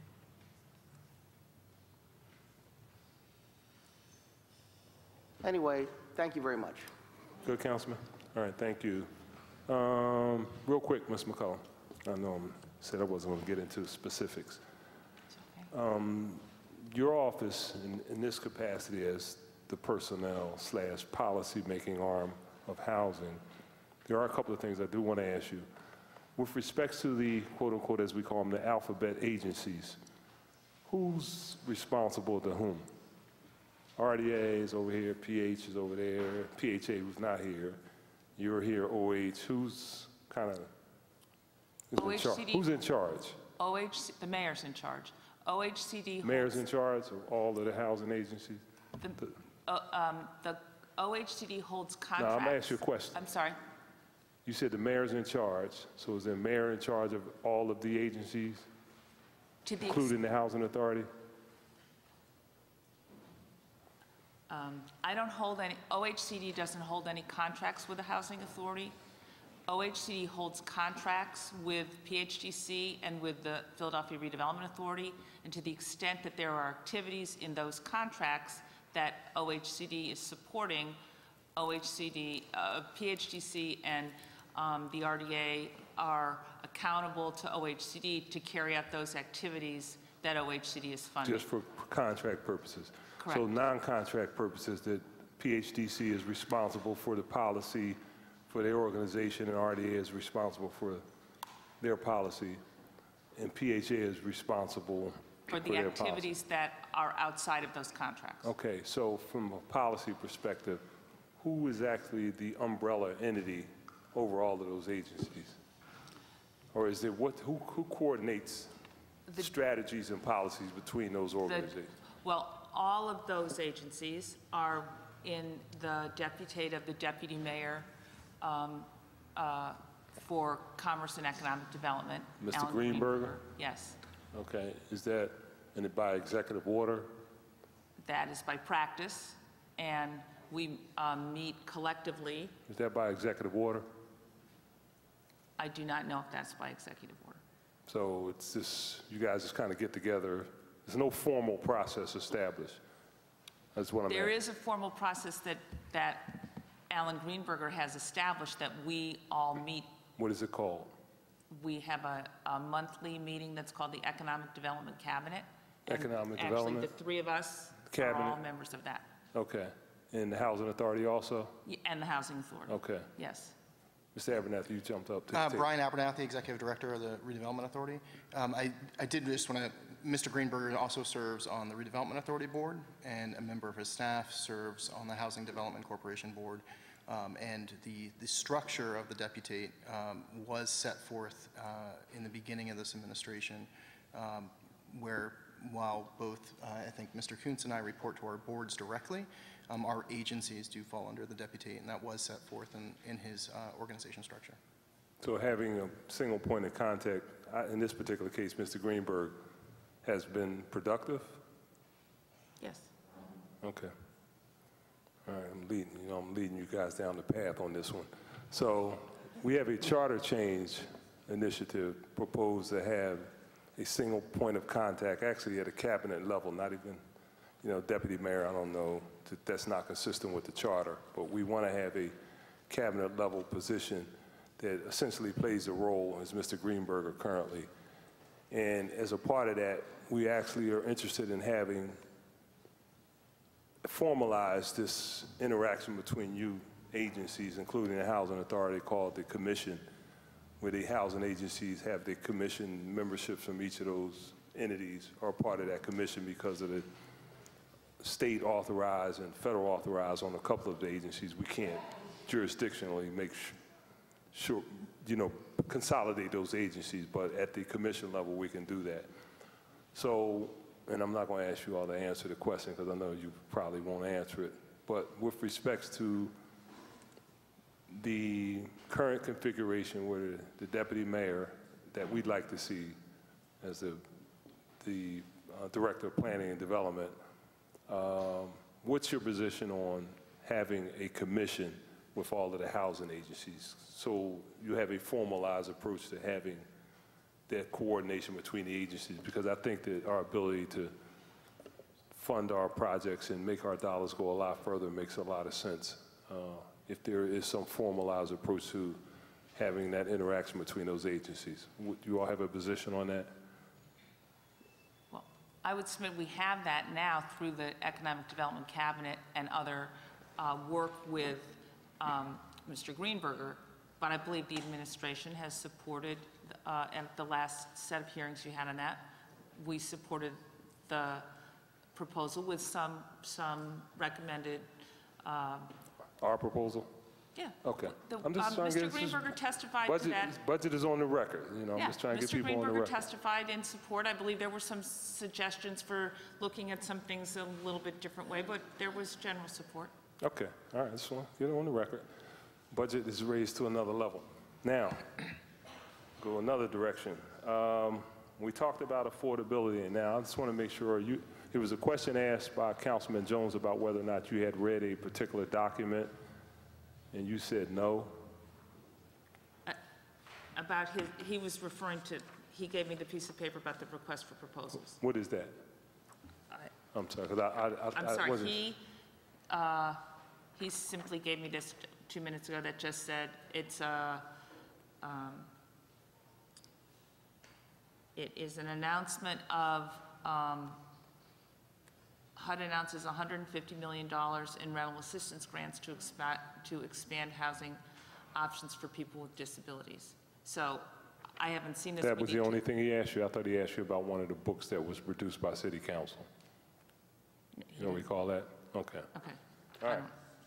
I'm familiar with the document that you. You have all, yeah. I'm assuming yes. You've seen all of those, right? Yes. Okay. All right. We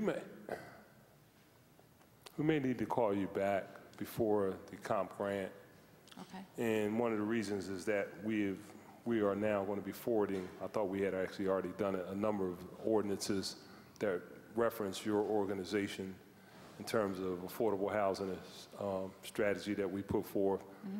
And we have to send that to Mr. Gillickson and get a response, so we may need you to come back and respond to the status of those, if it's okay.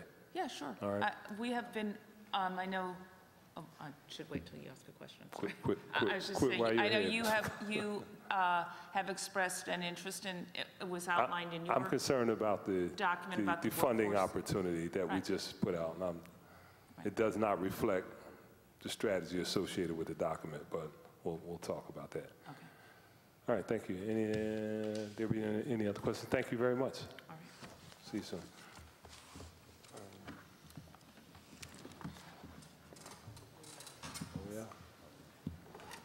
I believe up next is OEL.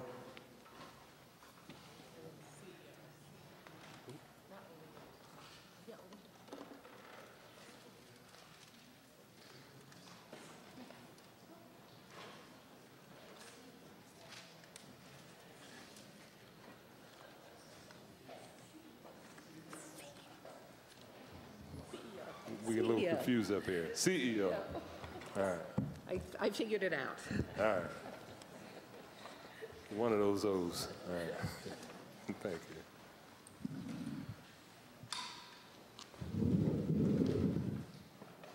Morning. Good morning. Good afternoon, actually. Should I begin? Yeah, please. Good afternoon, Council President Clark and other members of Council. My name is Eva Gladstein, and I am Executive Director of the Mayor's Office of Community Empowerment and Opportunity, which we call CEO. In January 2013, CEO was launched to align the city's efforts to lift individuals and communities out of poverty and increase opportunities for low-income individuals and families. Persistent poverty is one of the biggest threats to our city's prosperity. As of 2013, the city's poverty rate stands at 26.3% and includes 36% of our children, 24.5% of our working-age adults, and almost 18% of our senior citizens. While this number has decreased in recent years, it still means that about 397,000 Philadelphians live below the federal poverty line, including 123,000 young people under the age of 18. If you are African American, Hispanic, disabled, or living in a female-headed household, the likelihood of your living in poverty is about 40%. There's no single cause of poverty and no single strategy that can assist all of those who are living in poverty. Effective solutions require coordinated, large-scale change. As Philadelphia's community action agency, CEO is well-positioned to be a catalyst and serve as the infrastructure to the city's cross-sector efforts to fight poverty. In July 2013, we released Shared Prosperity Philadelphia, our plan to fight poverty.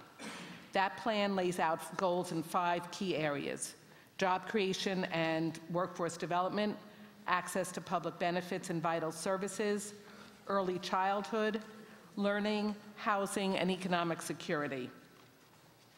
In fiscal year 15, CEO's estimated spending will be $2,240,000 in Class 100, $11,065,000 in Class 200, $38,500 in Classes 300 and 400, for a total of $13,344,511. CEO's fiscal year 16 proposed budget is $16,529,390, of which $15,924,390 is grants revenue and $605,000 is from the general fund. The general fund dollars support 2 programs that we have assumed over the last year. One is the Child Care Facilities Fund in the amount of $500,000, and the second is identifying an alternative meal site, and there's $105,000 in the budget for that. Our level of appropriation shows a 25% increase, which is there to enable us to continue to try to attract grant revenues through fundraising. In addition, we are requesting new general fund support in the amount of $1,090,000 to support items such as new beneficiary centers, financial empowerment centers, and job training programs. because our primary funding source, which is the Community Services Block Grant, limits us to serving people whose income is at or below 125% of the poverty level, the general fund revenue will also enable us to serve residents who struggle to make ends meet, but whose income is above that amount. During the last year, CEO has continued to drive implementation of Shared Prosperity Philadelphia. Some of our key accomplishments are that we launched 6 Benephily centers at which counselors help eligible individuals access public benefits both in person and over the phone. These centers have assisted more than 5,000 residents to understand their benefits and complete 4,000 applications for various entitlement programs. We doubled the number of financial empowerment centers and provided free financial counseling to thousands of Philadelphians, helping them reduce debt by over $4.2 million and helping 375 households save an average of $1,400 each. We increased meals served in congregate settings by over 1,000 each week and helped connect hundreds of vulnerable individuals to vital services.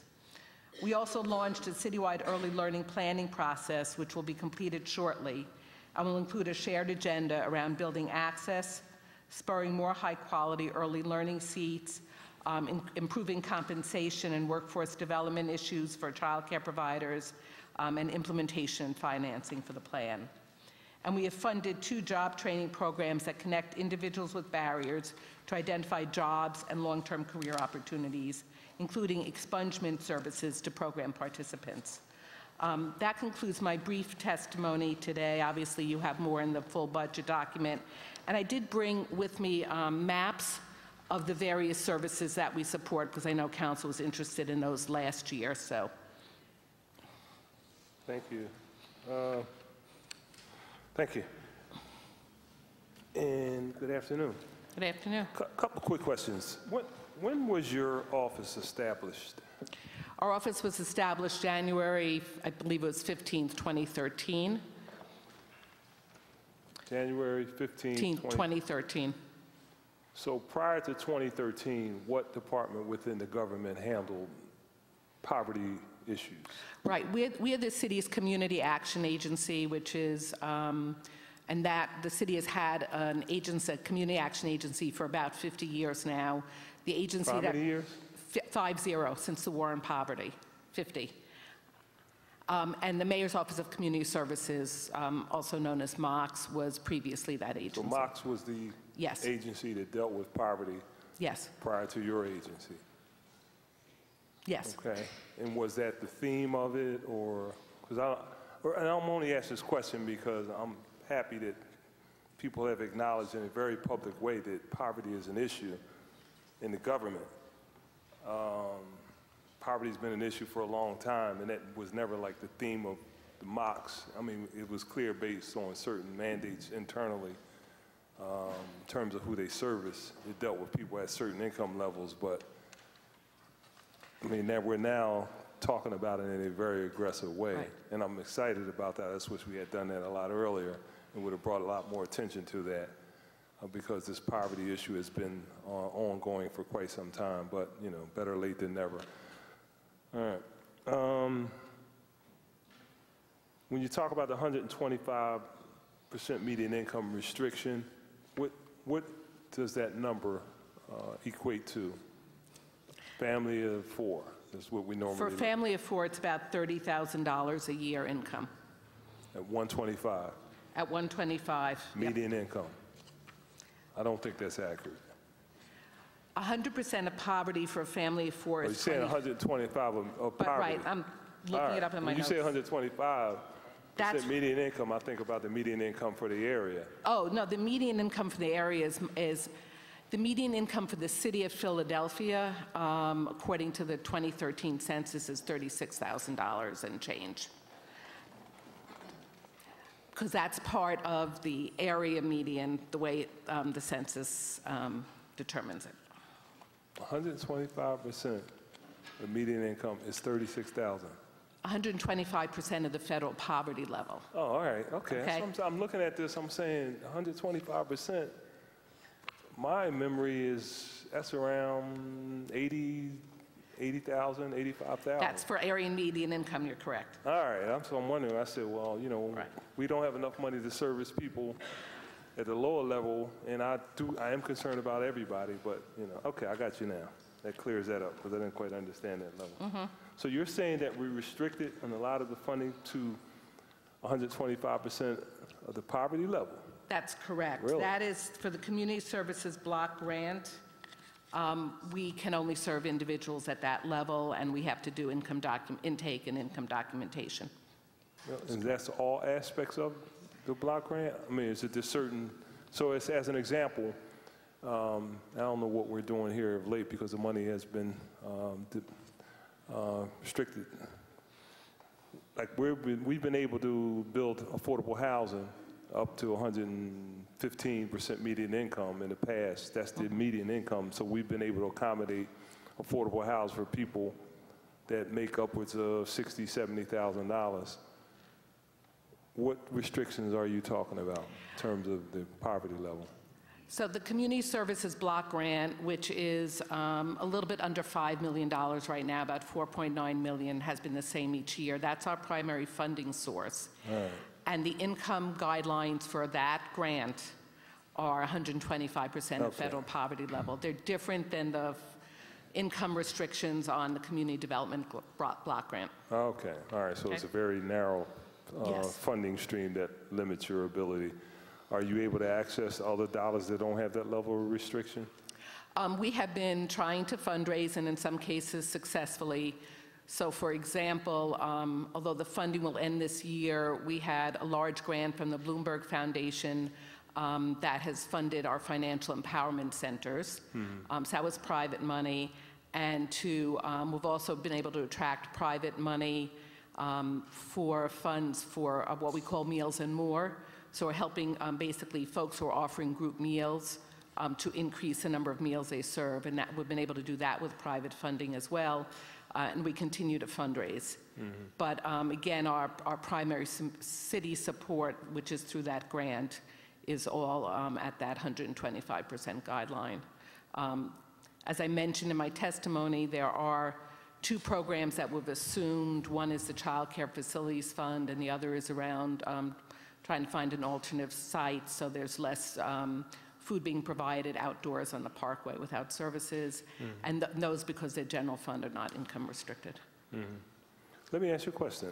With respect to your involvement with other departments, because again, I say that, you know, one of the issues about dealing with poverty and the income gap is to bring costs down. Does your agency interact with the other agencies? As an example, we're looking at and hope to get the city up and running on the earned income tax credit, where we literally leave millions and millions, tens of millions of dollars on the table because people don't get engaged in the process. Are you working with that part of the city that's dealing with that? Yes, we've actually, our office has been one of the primary funders for the Campaign for Working Families, which does free tax returns and emphasizes EITC. And this year, the Revenue Department contributed to that, and actually, we contracted together for the work of the Campaign for Working Families. So we've been supporting that work. Our Benephili centers also have served over 5,000 individuals, and that's specifically to help people access state benefits and increasingly more of the city programs that offer property tax relief or utility relief as well. Okay, good. And what about the housing component? On the housing component, we've been supporting the Office of Supportive Housing, OSH, in their eviction prevention services. They have a unit there that provides back rent, utilities, or security deposits, and we have been supporting that work for the last 2 years. Just, you limited to just that? Because our ability, you know, the affordable housing is a critical issue across Yes. So what about the quote-unquote traditional funding? Like we're working on creating 1,000 units of affordable housing based on the most recent NOFA. Are you involved with Ms. McCullough and those individuals? We try to coordinate services, and one example would be that some of the services that obviously nobody has enough money. Our grant is much smaller than the community development block grant or the resources that come into the city for workforce investment, as an example, but we do try to coordinate. So one example is that some of the agencies that are funded to do housing counseling, we're partnering with in other ways to add services there, either financial empowerment services or benefits access services. Right. So we do try to coordinate with those resources. Well, I asked these questions for a couple of reasons. One, because I know you for a gazillion years, and I know about your background and your participation in these issues a long, long time. And I want to make sure that your level of expertise in the field of supporting those that are in the most need is deeply ingrained within the administration initiative. And two, with respect to priorities, as we said, that this particular budget process is going to be based on need, not just simply the traditional departments come, give us money based on 30 years of doing business, but not reflecting a prioritization of those things that we need to be focused on. And I want to make sure that you're a part of that conversation in a very meaningful way. And possibly a little more money should go to your agency.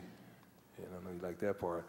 But if you're I'm happy. Yeah, well, I'm just saying, we're restricted based on your funding stream Right. that limits your ability to provide support for a significant level of the population. Unfortunately, being the top 10 cities, 400,000 under the poverty level, then maybe there should be more revenue going to you to reflect the priority that a lot of us think should be a part of this conversation as it relates to our budget process. Well, we would obviously clearly appreciate that. We had made a request for about $1 million in additional funding from the general fund. And one of the things that we've tried to do is work with other city agencies to kind of lift up the work to make sure that people with the greatest needs are being served. And having a little bit of funding to do that is always helpful.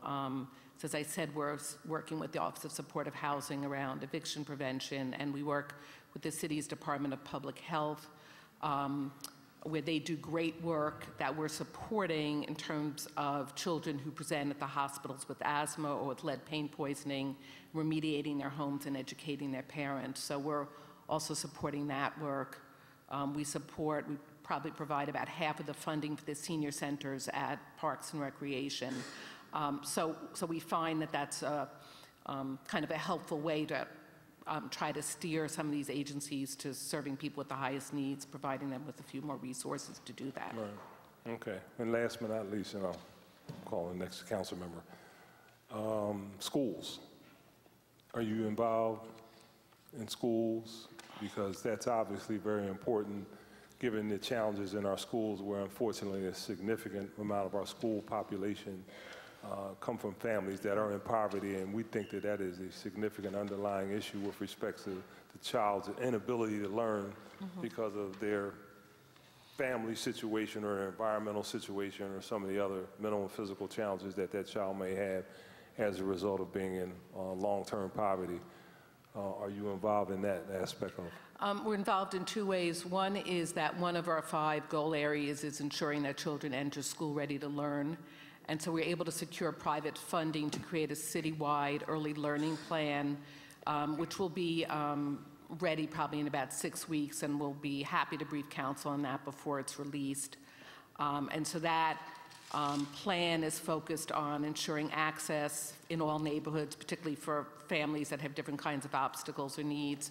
Also increasing the number of high-quality opportunities, looking at workforce compensation and stability, and then implementation.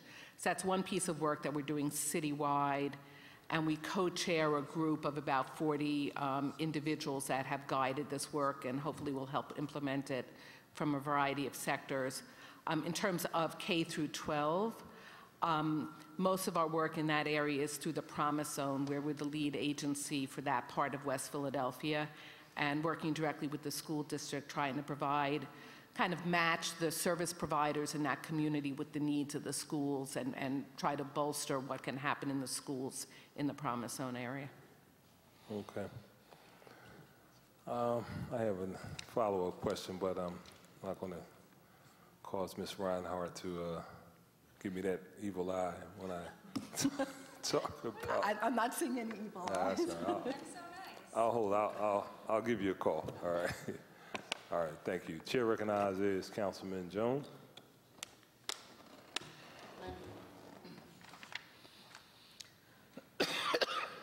Thank you, Mr. President. Let me start by saying that we've come a long way. I remember being in this chair asking about the direction that the city was going to do towards anti-poverty, relief of poverty efforts. Cited that we know what our greening plan was, citing that we know what our crime fighting plan was, but that we could not put our minds around how we're going to alleviate people from being in poverty. Since that time, you went and we collaborated on a anti-poverty summit, which I think I learned a lot from, and I think put us at least in the right room, in the right direction towards what Council President wants to deal with, one of those things, income inequality. So I think that's the good news, and I want to thank you and your staff for taking those comments seriously and moving us in that direction. However, and nevertheless, before I advocated on behalf of the whole city, Maria always chronicles the fact that she has the poorest district in the city of Philadelphia, so I want that on the record. But as I look at the 51 programs that you have, senior centers, training sites, campaign for working families, and you go on and on with Benny Philly centers, financial empowerment centers, meals and more sites that you have, and I think they're laudable programs. But if you look down by the districts that they come in, out of those 51 programs, I have exactly one. Now, I know that Maria's probably still holds the title for being the poorest district in the city of Philadelphia. But for doggone sure, Councilman Squilla is not. And so he has like 7 different programs about which he has. And in my district, I have one program, and that happens to be the Financial Empowerment Centers. At Achievability? At Achievability, which is a darn good program. But I gotta believe in the 4th District, there are some more poor people and that need those kinds of services. Particularly as I bring it to your attention, senior centers. Without a doubt, we are the champion of seniors. We have more assisted living facilities than anywhere else in the city.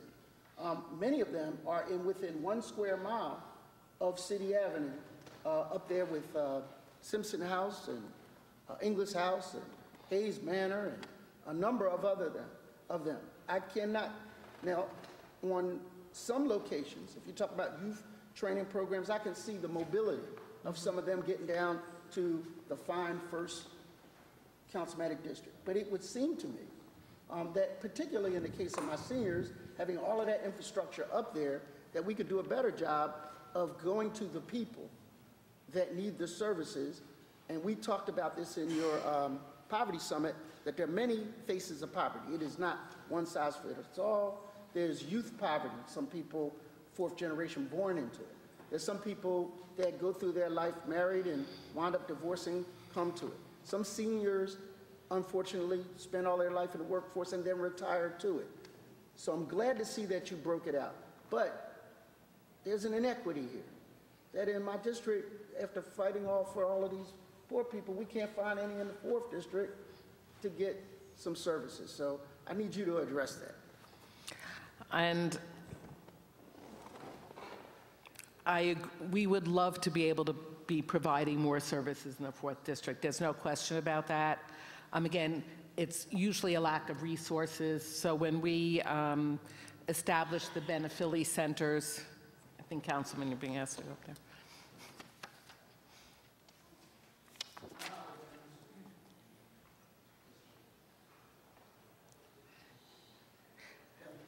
When we established the Benephili centers, we had 60 organizations apply, and we only had funding originally for 4, but we were able to expand it to 6.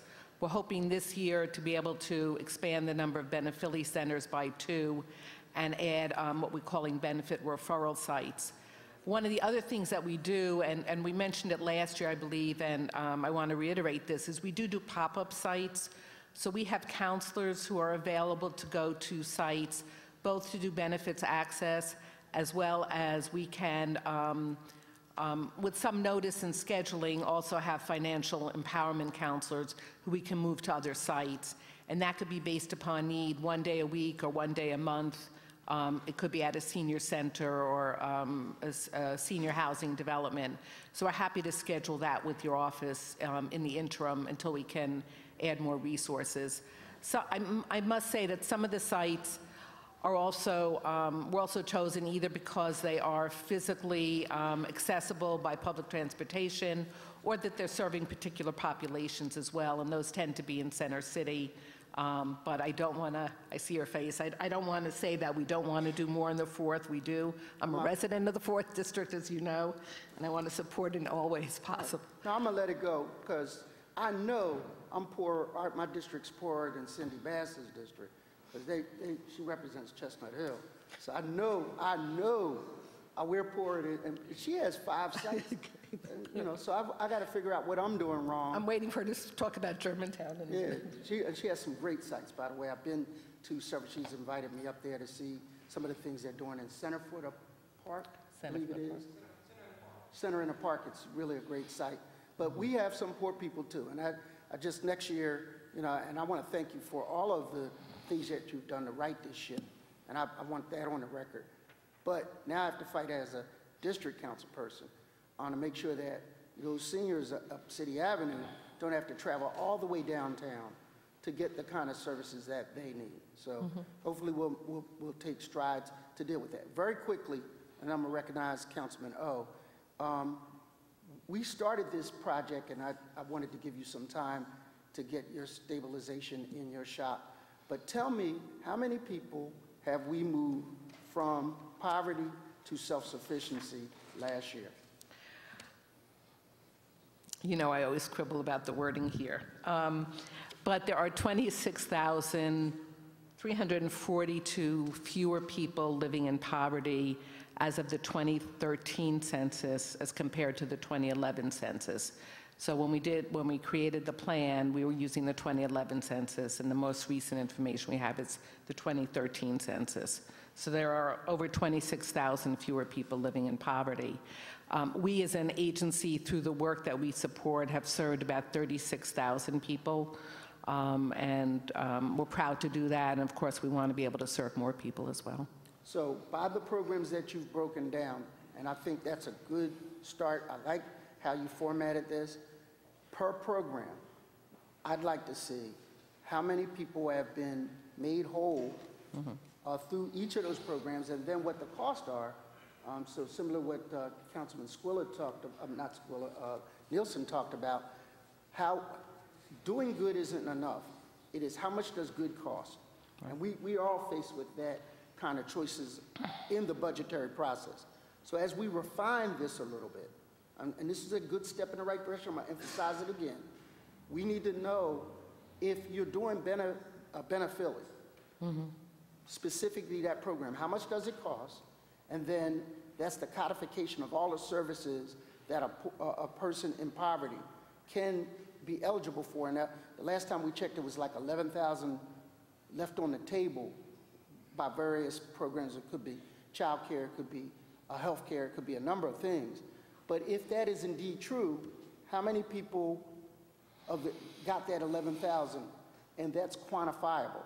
That you don't have to tell me who, you do have to tell me where, and then how many of them are. And I think that goes a long way to support the argument that we need to give you $1 million more, because we want to reinforce things that are working, and we might want to alter things that are not. So that kind of, as we get into your department a little later on, we'd like to refine that a little bit so that we have a better comfort level that these things are working, let's put more money to it, or these things aren't working, and it's just a waste of time. So what I'm going to do is I'm going to stop here. I'm going to recognize first Councilman Heenan on this. Your light is lit. Sir. Mr. Chairman, and good morning, Eva. Thank you for your testimony. I have a series of questions. Could you explain which services you provide by using the CSBG and other restricted funds? Sure. So we are, first of all, we're supporting 5 different city departments with those funds. We're supporting Parks and Recreation through their senior centers, where we're funding about half of the cost of each senior center. We're supporting the Healthy Homes and Lead Abatement Program at the Health Department. We're supporting the Office of Supporting Housing for their Emergency Assistance Program. We are supporting the Town Watch Program. We are supporting about half of the staff at Philly Rising. We are supporting the Fatherhood Enrichment Program that RISE operates, and I might have left one out. I'll look at that.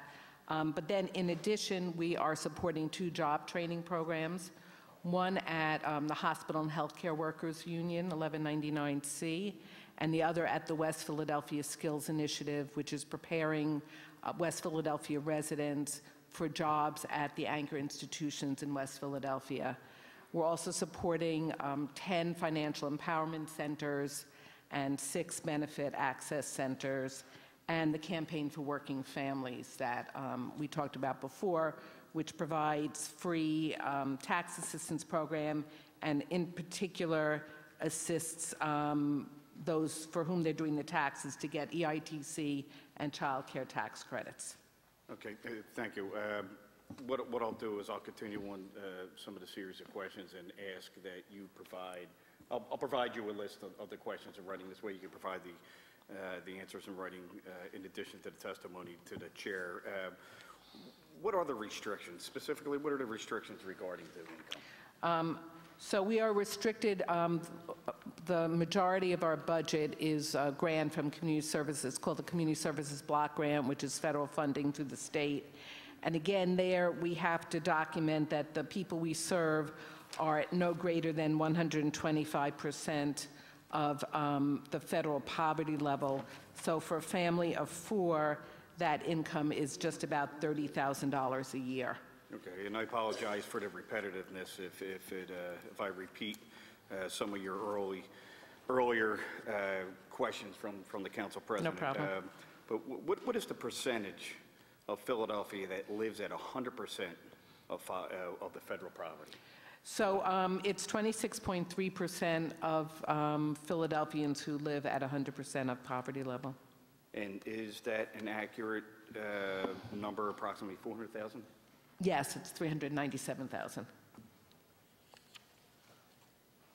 Okay, there's a disconnect between the federal poverty threshold and the face of poverty in Philadelphia. In your opinion, what should that threshold actually be? Different cities and communities look at this different ways. I would say we're probably looking at 2 times the federal poverty level as a good indicator rather than 100% of the federal poverty level. So that would mean for a family of 4, the income would be between $48,000 and $49,000. Okay. What would we need to enable you to serve the people who are in desperate need of the services that do not meet those guidelines? Well, again, what we would be hopeful that we could have general fund money to attach and blend with these other programs that I just mentioned that we're supporting, because that would enable us not to restrict services to poorer people. To the, is it a restriction? So, to, and right. that's the additional $1 million? Yes, it is. If we provide those general fund resources, how many additional people would you feel you'd be able to serve? Well, there'd be many, many more people eligible for the services, because we're estimating that probably about 2/3 of our city would be at 200% of poverty or less. But for the services that we've outlined, we could support with $1 million another 5,000 to 8,000 people. Okay, I have some. That's just restricted by the number of bodies that we would be able to fund. Mr. Chairman, is there anybody else up in the queue? Yes, Councilman O and Councilwoman Sanchez. Okay, I have some daycare Blackwell. questions, which I'll wait for the next round. Okay. And also, Councilman Heenan, we have something in common. You have one location in your district too. Must not be that many poor people in the 6th district. So we got to work on that. Yes, sir. All right. Councilman O is next, followed by Sanchez and Blackwell.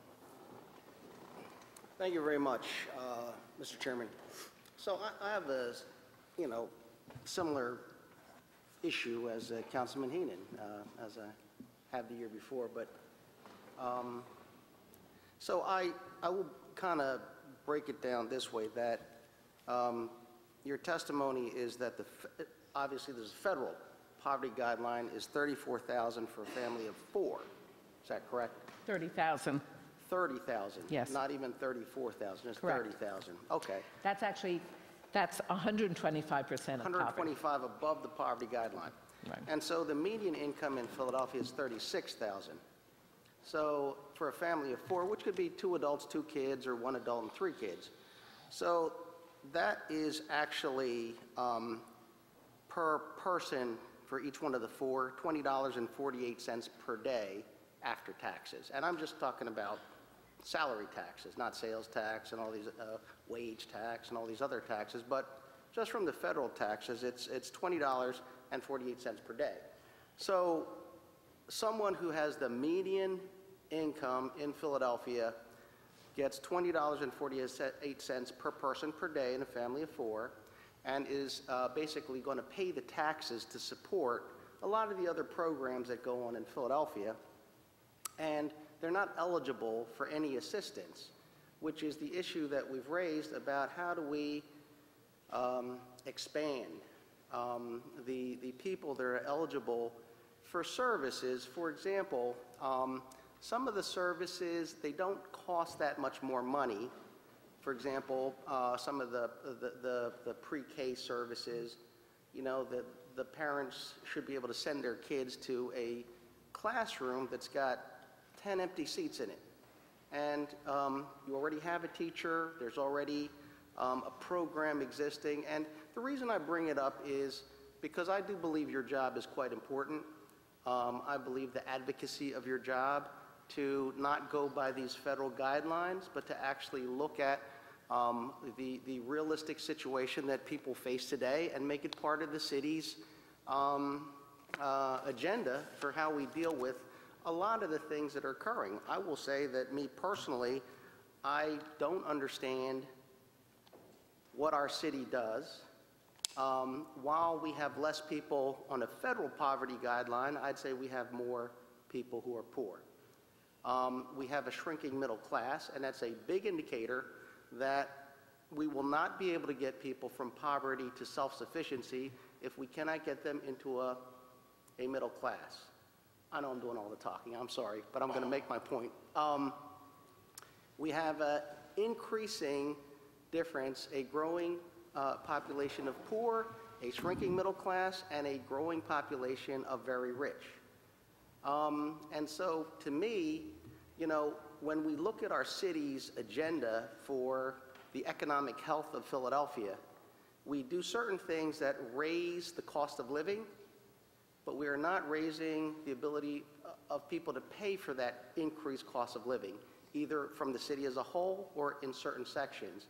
And so I would like to see that the position that you have is elevated, better funded, with more expertise, so that you can be part of establishing the policies of our city when we look to how do we pursue economic policies and programs in a smart and intelligent manner that actually help people. Thank you. And with that, I'll say, I got to go, so I am all for the mural arts. Before I go, thank you.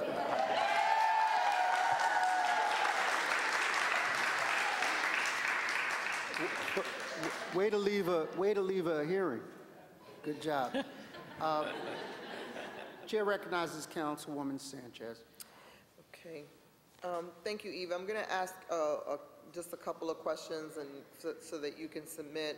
One of them is, I noticed that you have, in terms of diversity in your staff, language access, you're not kind of where we need to be in light of the poverty and who's in poverty. Do you have a plan for how you're going to promote more diversity? In terms, In terms of bilingual staff, I believe we currently have 5 bilingual staff who are primarily focused doing external work, so it's a greater percentage of the people who are kind of out working in the community. We have not been adding to our staff, which is part of the difficulty. However, the organizations that we're supporting, we try to make sure that we create a priority for both working in communities and having those resources, as well as other, not just around language access, but communities perhaps where people have other health or disability issues or whatever. So we are trying to focus our resources where the greatest needs are. But in general, it's usually not our staff that are directly providing the service. Okay. So can you then provide the listing of who your service providers are and what special hard-to-need communities? I think that's important. One of the things you mentioned earlier was that you provide financial services for other departments for staff and functions. I had asked the Chief of Staff earlier today to give me an outline of what folks were assigned to his department that were paid through other funding sources.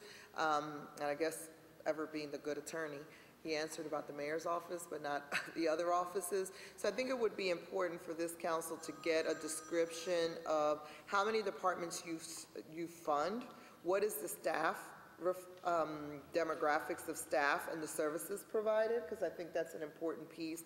You know, I know, for instance, you talked about Office of Housing and Homeless, Department of Rec and stuff. I don't think people realize how many of those staff positions your department funds, so I think if you can provide us with the chart, that would be helpful. You mentioned like Philly Rising, so I'd like to know who you're funding and what services they provide as it relates to your goal in the different departments.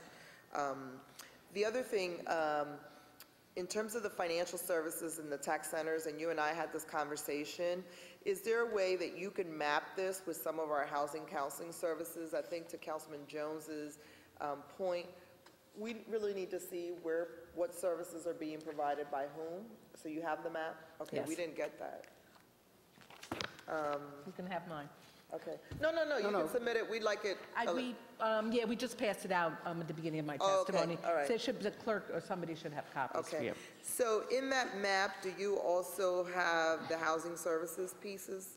I do not have the housing counseling agencies, but we could add So we're those. going to ask that map be shared with Deborah McCullough, because we're going to have a comprehensive discussion around counseling services, so it would be important to see how this overlays, particularly which one of your beneficiary or financial services centers also receive OECD money, just so that So map with the NACs and the housing counseling agencies? Yep. Okay.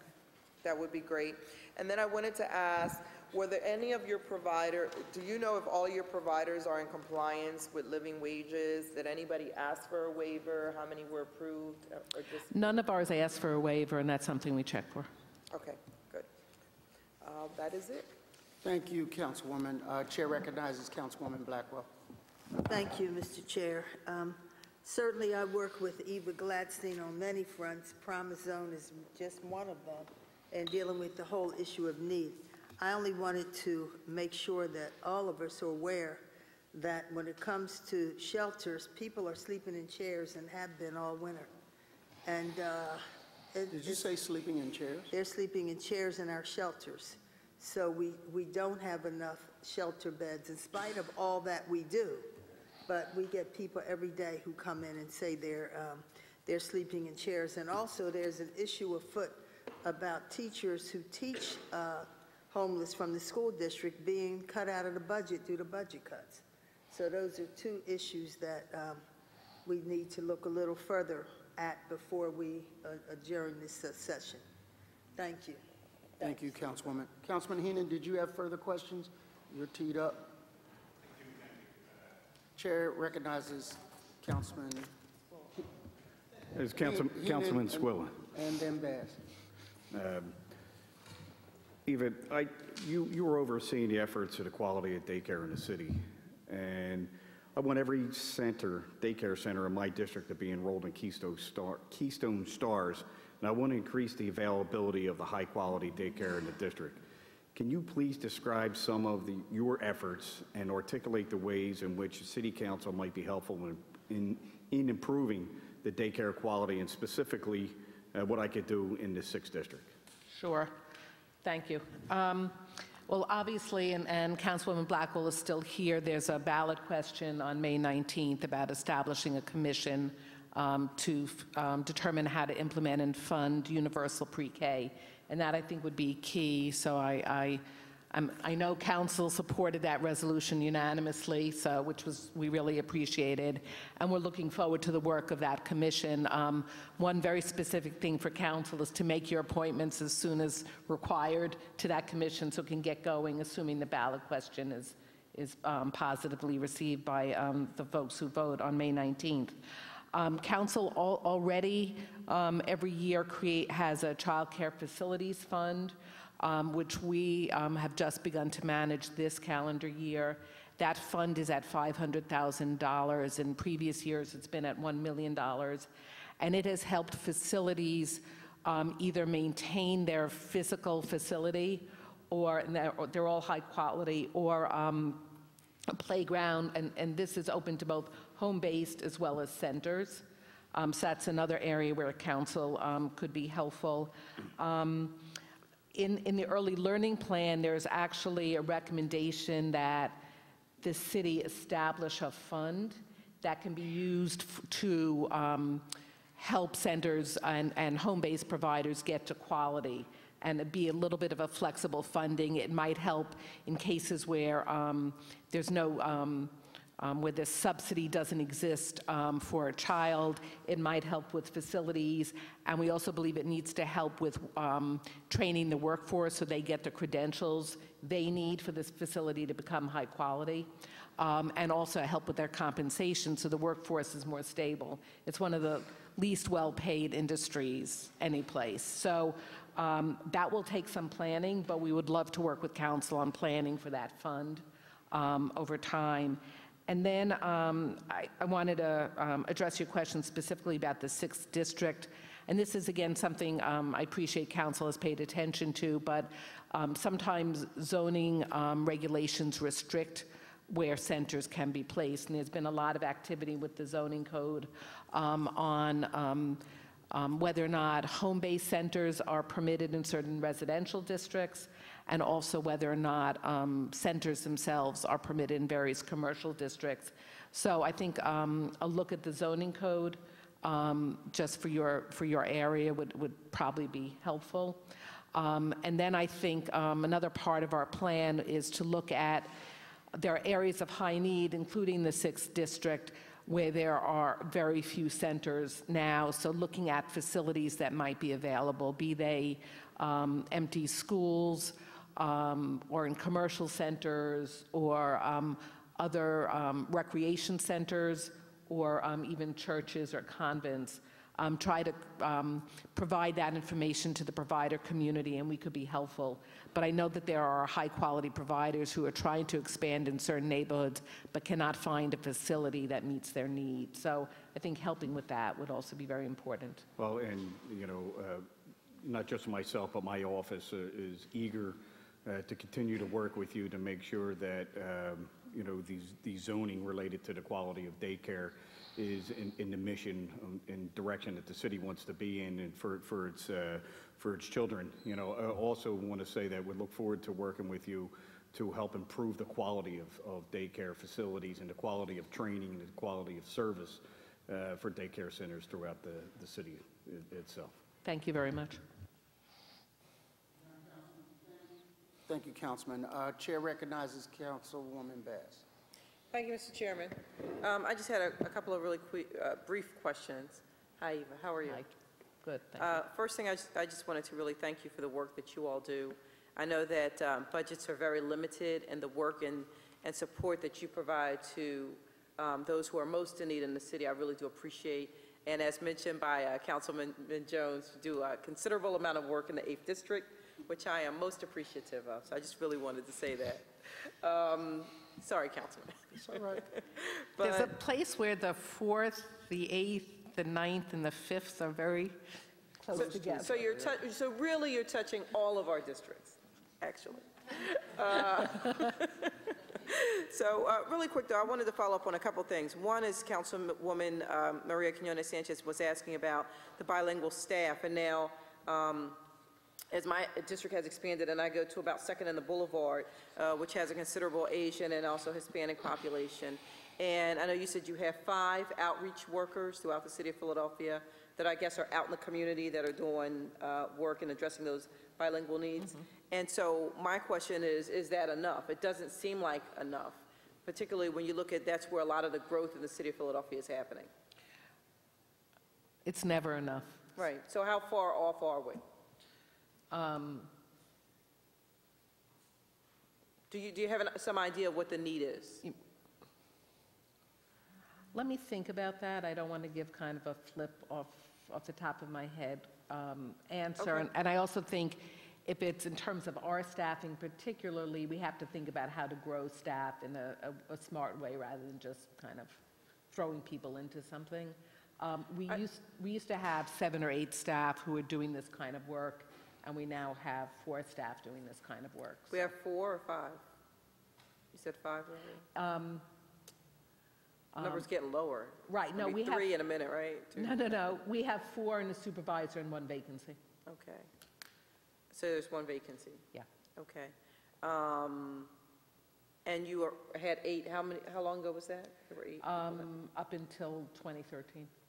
So when it changed from MOX to CEO, Right. we reduced the number of services, we reduced this service, is that, or we laid people off, We reduced the number of our staff doing this service, but we established the financial empowerment centers and the benefit access centers.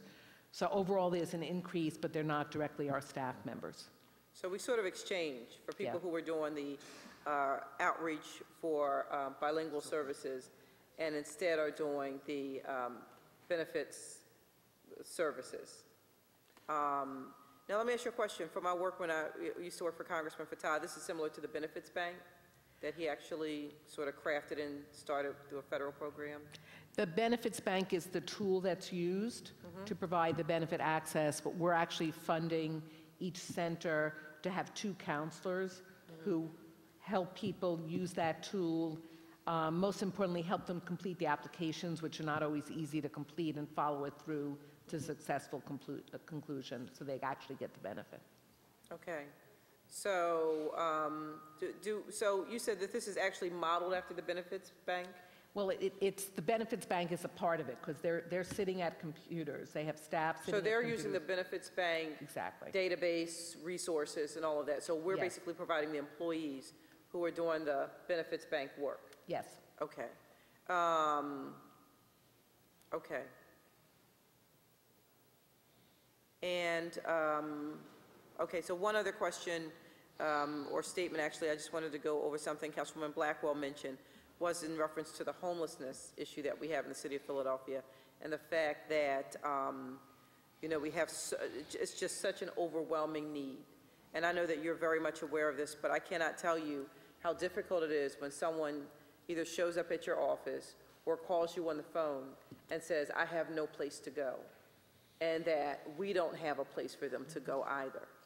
And so I don't know how, you know, I'm sure it's high on your priority, but I don't know if you can just talk about that a little bit further, because, you know, obviously this is very, very difficult, a very sensitive issue. Right, and I spent the first 20 years of my career working with low-income tenants who would frequently come to our office, just like that, and it makes you want to cry when you don't have the resources. Again, we're focusing our resources, which are not huge, on the prevention side, because we felt that that was the most strategic thing to do. So if someone calls us up and says, you know, I'm getting ready to get thrown out of my apartment, I lost my job, I can't pay my rent, can you help me? And so we'll send them to, you know, this organization that might have rental assistance or that but chances are, you know, they're out of funds. You know, they might get their funds in January. By January 31st, they're out of funds already. So, you know, can we refer them to you? Like, what kind of resources are you all providing on the prevention side?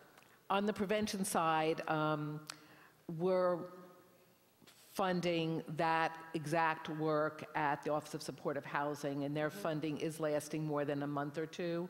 We're funding about $400,000 worth of rental assistance. How far does that get us into the year? I don't think I think they only ran out last year for maybe a month. Okay. Right. They are being judicious, so in some cases, if they look at the income and the rent, and even if they provide emergency assistance, the household won't have enough income to pay the rent in the future, they then recommend they find a more affordable place, and we'll give them assistance through a utility deposit or a security deposit. So we are doing that. We also, through the Beneficiary Centers, are actually helping people apply. They might not know that they're eligible for SNAP, for example, or now Medicaid or health insurance or other income support. So we do that through the Beneficiary Centers. And then, but if somebody's in crisis, they're not, that takes a little bit of time, and it's not the immediate answer. And then the third thing, through the financial empowerment centers, we're finding a lot of people really have some untapped resources, either because they're carrying more debt than they need to, because there are errors on their credit report. We're able, through the counselors, to reduce the debt and improve the credit, so they have more opportunities open to them. And expungement services, frankly, so that's not a barrier towards employment as well. So those aren't emergency services in the same way as rental assistance, but they are a piece of the puzzle. Okay. All right. Thank you. You're welcome. Thank you, Councilwoman. On her line of questioning, the Councilwoman talked about it, but how do you coordinate, and I guess this talks about a question I asked before, how do you coordinate with all these agencies? And I know you contribute financially, but if you're in for a penny, you're in for a pound, and you should also know their numbers. If you know how much you give them, then you have to also know how much measurables they have delivered. And so as we get further into this thing, I'm going to need to know, to her point, how many people received rental assistance and what your pro rata share of that contribution was, because that quantifies the good that you're doing. So by those various departments, wherever you're putting money in, you should have inputs on deliverables that are coming back to you. And we do have that. With the city departments, we enter into memorandum of understanding, and we have performance goals for each department, and we measure that. So how many people received rental assistance last year? I'm looking that up as we speak.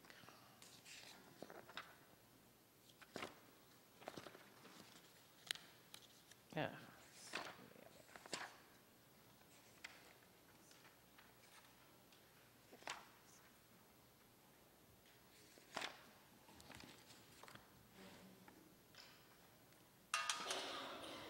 Where is it? What page?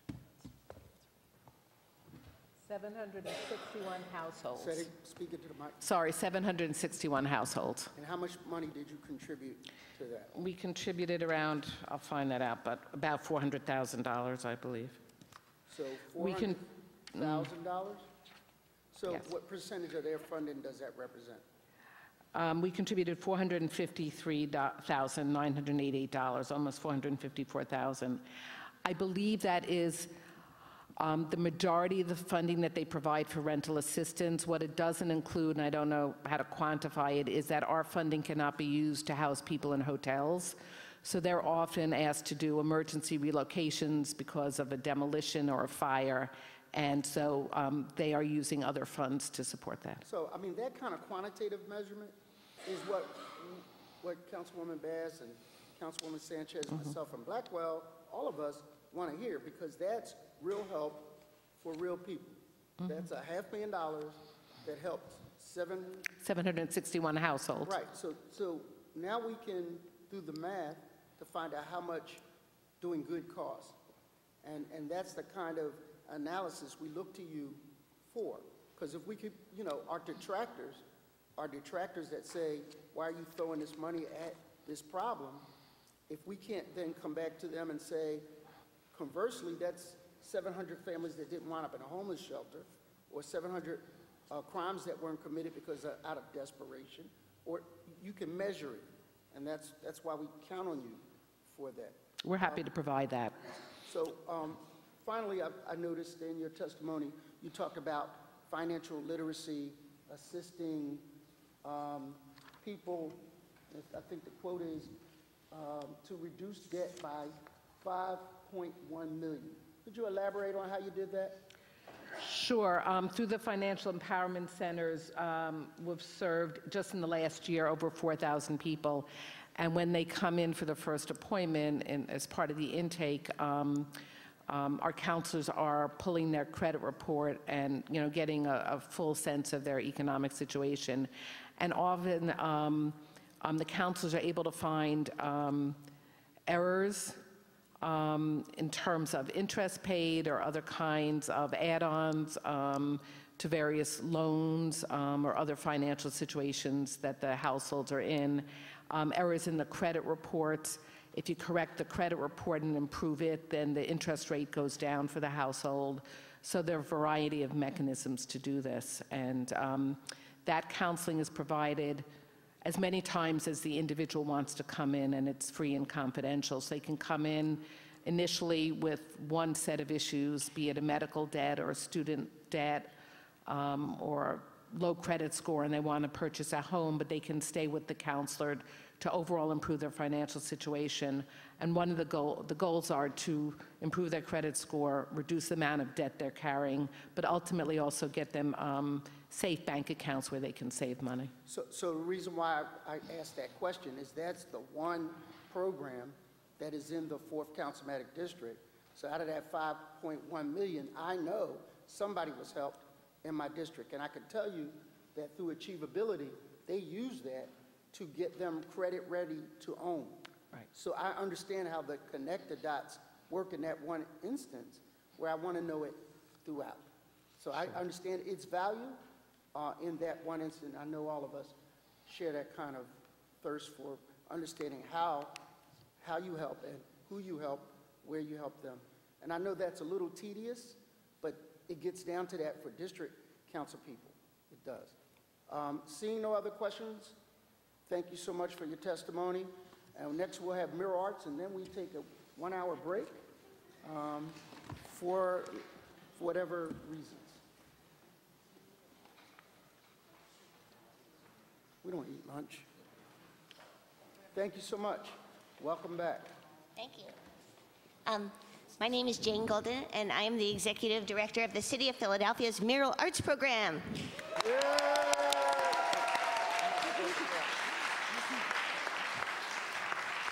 Jane, I'm not supposed to clap. I'm up here as chair, but you get. Councilman, we have a presentation to watch. We thought we'd have a little multimedia experience to start off the session. If everybody would like to come around here, it's very dramatic, and we'll give you a nice snapshot of the work in the city. I don't know about the lights or the effects. And the sound has it.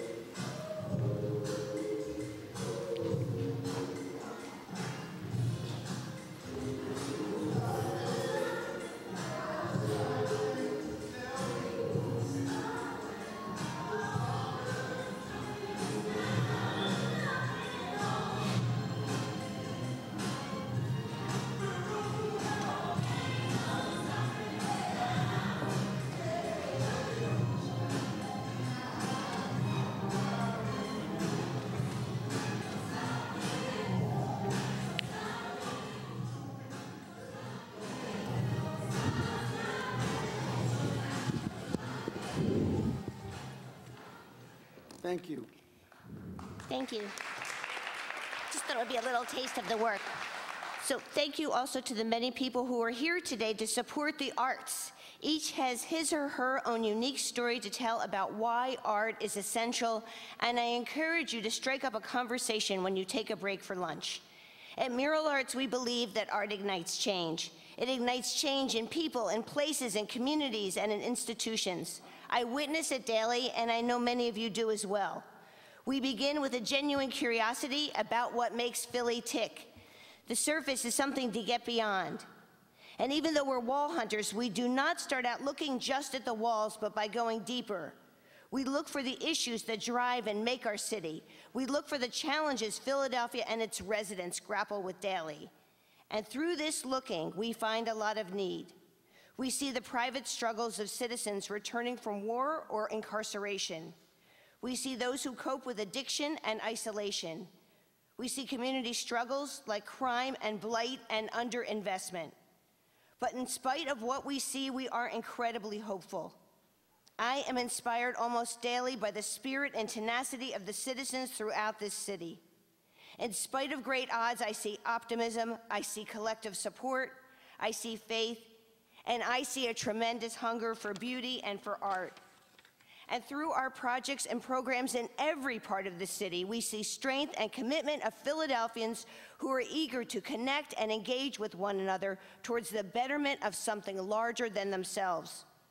Our projects invest in these individual and community assets as the most powerful source of change. Through art and creativity, we support individuals, we build networks, we start conversations, we leverage resources, we tell untold stories, and together with our partners, we plant the seeds of change. Go to any neighborhood, any community across the city, and you'll see this process underway. People working on projects, involved in our programs, talking to us about their hopes, their dreams, their struggles, their aspirations, and through this process, the work takes on a purpose that transcends beautification. Instead, the art becomes a catalyst for positive social change, inspiring actions around community reinvestment, public safety, and education. A few examples. 3 years ago, we collaborated with the Lutheran Children and Family Service Center and the Department of Behavioral Health to reclaim a vacant storefront at 7th and Emily Streets in South Philly. We hired the artist Shira Walensky to use creativity to connect the Burmese, Bhutanese, and Nepali refugee community. Today, this once forgotten space is a thriving cultural hub and resource center, programmed with mural workshops, dance, sewing, cooking, art education, ESL, and other social services. The community has built strong intergenerational relationships. They've led the charge to remove trash and graffiti from the streets. They've initiated their own forms of cultural programming and voiced a greater sense of safety and well-being, and this could be done everywhere. In our schools, we are doing more than ever to ensure art and creativity remain a key part of our children's education. Through partnerships with Freire, McMichael, Roxborough, Southern, Esperanza, Mastery, we are offering a model that integrates art with core subject learning and provides professional development to teachers. Meanwhile, we continue to provide after-school and summer programs at more than 30 sites, serving more than 1,500 students every year. And I am proud, really proud to say we offer programs for all the young people in this city, not just kids in traditional settings. Thanks to our wonderful partnership with the Department of Human Services, we are offering robust programs at the Juvenile Justice Center, St. Gabriel's Hall, Vision Quest, Achieving Independence Center, NET, and The Attic, and many others. All young people deserve to have art in their life, and we are on a mission to make that possible. And I am delighted to report that for the past 3 years, 100% of our seniors in our advanced programs have graduated from high school, and the vast majority are going on to higher ed. Within the seeds of each major project created by art education grows the possibility that these students will become the next generation of thought leaders and creators. And finally, I would be remiss if I didn't mention our wonderful Guild program, which puts individuals re-entering society and young adults on probation to work, beautifying key public and cultural spaces. Since 2009, the program has enrolled more than 500 participants and has been astonishingly successful, with a one-year recidivism rate of 10%. compared to Pennsylvania's statewide rate of 35%. Those who have completed the Guild described it as supportive but disciplined, as a place where they can get back on their feet. The positive nature of the work inspires a renewed sense of personal meaning and value. Earlier this year, the Yale School of Medicine, through wonderful work we do with the Department of Behavioral Health, shared with us the findings of a 4-year controlled study of our impact on individual and community health outcomes. Their report was complicated and detailed, and I won't go into it today, but there is one finding I want to share with you. In describing a statistically significant impact on communities, our Yale team showed an increase in something called collective efficacy. I'll tell you what it means. It means that our processes create a window of time when communities are in a better position to help themselves, when substantial change led by those from within becomes more possible. This is a really powerful finding for me because it gives hard evidence to my opening line that art ignites change. In the process of creative change, we are contributing to a thriving creative economy by investing more than $2 million annually in artists' wages. Yeah. Hey, artists. In October, 9 artists from around the world will join 5 local artists to present the city's biggest site-specific exhibition of public art to date called Open Source. These extraordinary artists are participating in Open Source. Why? Because they crave opportunities to connect their practice to individual and community outcomes, and because they know mural arts in Philadelphia is one of the few places around the world where they can find the support they need to do their work. The projects will be scattered throughout the city. And artists aren't the only people coming from far away to see this work. We host nearly 15,000 visitors a year on mural tours, which now depart from our new hub at the Pennsylvania Academy of Fine Art. And there's so much more to come. We're doing a project connected to the Pope's visit, a major project at Bartram's Garden, a large initiative connected to President Obama's initiative, My Brother's Keeper. We're doing a series of murals about our city's industrial history, and large projects that range from the Oval to stadiums to the far northeast to parks and recreation centers in North Philadelphia and Germantown, and schools and sites that span every reach of this city. We are moving forward at the speed of light, and we are working on increasing the pace at restoring and preserving the murals throughout the city in every one of your districts. So I thank you, and I thank Mayor Nutter. Your investment makes all this possible. Your belief in our impact inspires funders to match the city's allocation 6 times over every year. And it's not just funders in Philly you're leveraging, but foundations and corporations from around the world. In FY15, we brought more than $2.4 million into Philadelphia's economy from sources outside the city, a sign of our relevance, not just to communities here in Philadelphia, as good as that is, but as an international exemplar. You know, I've done this work a long time, and one might think I would get tired, maybe sometimes, but no. While there are days of difficulties and stress and obstacles, the work continues to make me feel alive and hopeful, inspired every day by my great coworkers, resilient community leaders, artists, some of whom are here today, business people, civic leaders, young people whose faces light up in moments of creativity and common purpose. The truth is, I am more convinced than ever that we can make our cities and neighborhoods healthy, creative, cooperative places to live, and I am more certain than ever that art has an essential role in that movement, because art ignites change. And once again, I want to thank all of you for your support, and I am very happy to answer any questions. You're better than Starbucks. I kid you not. Quick question. During the Great Depression, they created a work program, they fixed bridges, they did infrastructure, but I remember that they also included art as a part of that. Here we are decades later, and we went through a great recession, and your program served not to forget that art replenishes the soul. And I think in many communities that I've seen, some of the great works that you do, it does inspire people not just to look at the art, but to clean up the lot under it, to maintain those kinds of things. So it kind of spurs a kind of, we can do better kind of relationship with spaces. And so we appreciate that. And I want you to know that we We love hearing you testify. That's why we schedule you so close to lunchtime. Right when our energy is low, we bring you on and we get Thank you, Councilman Jones. The WPA, we keep that close to our heart, and we're very excited to be working in Roxborough High School, and we're going to be transforming a lot of that area. Thank you.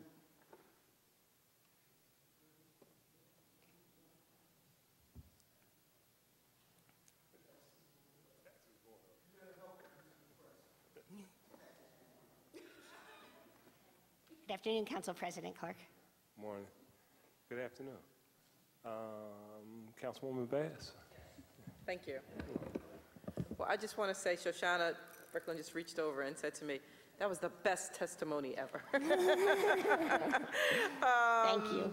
But as you know, I'm a huge, huge fan of you and of yours and the work that Mural Arts does. And, you know, I just really wanted to applaud you and take this as an opportunity to talk about some of the work that you've done and how, I think of Mural Arts almost like as sort of like the parking authority, like you're everywhere, except people are happy to see you. When you're out and about in the neighborhoods, people are happy to see Mural Arts because they know something wonderful and great is coming for the neighborhood. And I just want to go back just maybe a month or two ago when we took a trip to Graterford, myself and Councilman Heenan, and you and staff to meet with some folks through the restorative justice program up at Graterford Penitentiary. And, I have to say, I have so much admiration for you because, I've seen you, with presidents and mayors and governors, and then I see you at Graterford and the level of respect that you command everywhere that you go, and of how the guys at Graterford talked about when they first started the restorative justice program, they were going so slow because they didn't want to finish, because they didn't want to lose you.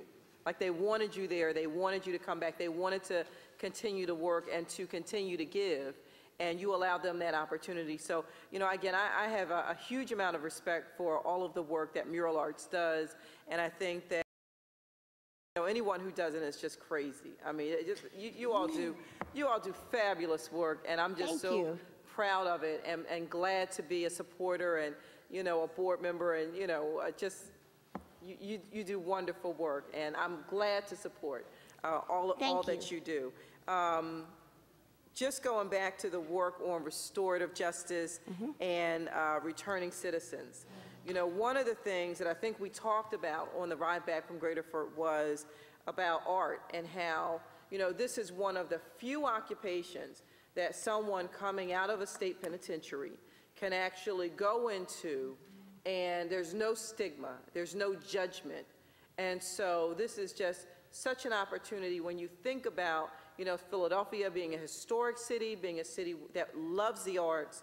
How do we do more? Can you talk about that just a little bit? Because when we think about the number of folks who are returning from, whether it's Graterford or Dallas or from Muncie or, wherever, every single day, thousands of people are coming back to Philadelphia. Right. And this is one of the very significant venues that can not only give people viable employment, but, make sure that they don't go back. And before you answer that, though, I do want to just circle back to one last story. When we were at Graterford, and one of the gentlemen was telling a story about his friend who was looking for work. He came out of Graterford. He was so excited. He had a great attitude. He was going to find work. He wasn't going back. And, he's telling a story about his friend and how difficult it was for him to really land on his feet. And the guy who was telling the story started to really break down and cry. And I didn't know where the story was going to go. And then he talked about how he contacted you, and you were able to take care of them, and how appreciative they were. So I just, big ups to you, Jane. Oh, thank you so much, Councilwoman. That means so much, and I was so grateful that you and Councilman Heenan could join us that day. That was very, very moving. And also, it's not, some of the men in this program will never get out. But the fact is that their kids sign up for our program, and their kids, for the first time, when they drive around the city and see these big works of public art, say, "Oh, my father did something." So it's liberating for them. And the message is from the men: this might be my life. It does not have to be yours. And so, Eva Glass Sebastian was just up here talking eloquently about breaking the cycle of poverty, but we have to do it every which way, including using the creative process. And that brings me to your question about the Guild. I think it's about building more robust partnerships, being really entrepreneurial about where we try to find funding, about leveraging the public dollars with private dollars. And what I think inspires us at Mural Arts almost more than anything, it's the work that's happening with the individuals, but it's also that community impact. It's that here we have people who are learning skills, sometimes for the first time, and then applying it to rejuvenating and transforming public spaces in the city. Some of the small recreation centers are turned into jewel boxes, so it's a complete win-win and not super expensive, and everyone comes out of it with a gain. Sorry, I get so excited. Did that answer your question? Yes, that did answer my question, but I just wanted to say thank you so much, and thank you for always making something out of nothing. I mean, you know, you work with very little in terms of resources, but the impact is huge across our city, so thank you. Thank you. Thank you. Thank you, Mr. President. Thank you, Councilwoman. Chair recognizes Councilman Heenan. Thank you, Council President, and I don't think we've heard that type of enthusiasm or that kind of enthusiasm about any program or any kind of work that a particular department has done here in the city of Philadelphia. And I think your enthusiasm with your intelligence and with the work that you do is proof. I mean, because you just mentioned that, you know, you're making rec centers jewels. I mean, you've turned the city and I think revitalized certain parts of the city and continue to do so to make ourselves a first-class city and welcome to the arts and the culture, all right, that we're rich and full of arts and culture, and that's what makes the city of Philadelphia the city of Philadelphia. We are a city of neighborhoods with its own distinct pride and history about it, and you help tell that story, all right, through your artists and through the restorative justice programs in Greaterford, which I thought was an enlightening trip. So, you know, you have my full support in anything that you come to this city council for and moving forward. I have a couple questions about the budget and a couple questions about what you do. And one is, can you discuss in ways in which which art can help revitalize commercial corridors? Yes, in fact, our Chief Cultural Officer is here today, Helen Haynes, the wonderful Helen Haynes, who we're working with, and the People's Emergency Center. It's a program called Neighborhood Time Exchange, and we've taken over an empty space on Lancaster Avenue. We've turned it into a hub. We have hired artists. There are 3 cohorts of artists, 3 classes of artists, both local, national, and internationally known, a range of talents, and we're giving artists a free place to do their work, and in exchange, they have to do something with a social mission in parts of the Promise Zone. So it's really a fantastic exchange. So the corridor gets livened up because when artists come in to a part of the city, we all know this, suddenly there's all this action and activity. Local artists are working, so that's really important. And they're also giving back, so they're, in turn, it's like paying it forward.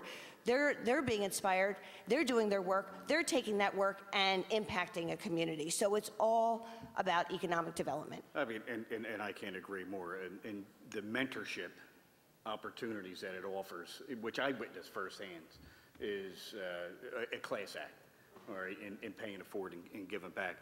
We recently had a discussion about structuring a program around commercial quarters. Is that program being funded in your budget proposal? No. No, we May I ask for the record why not?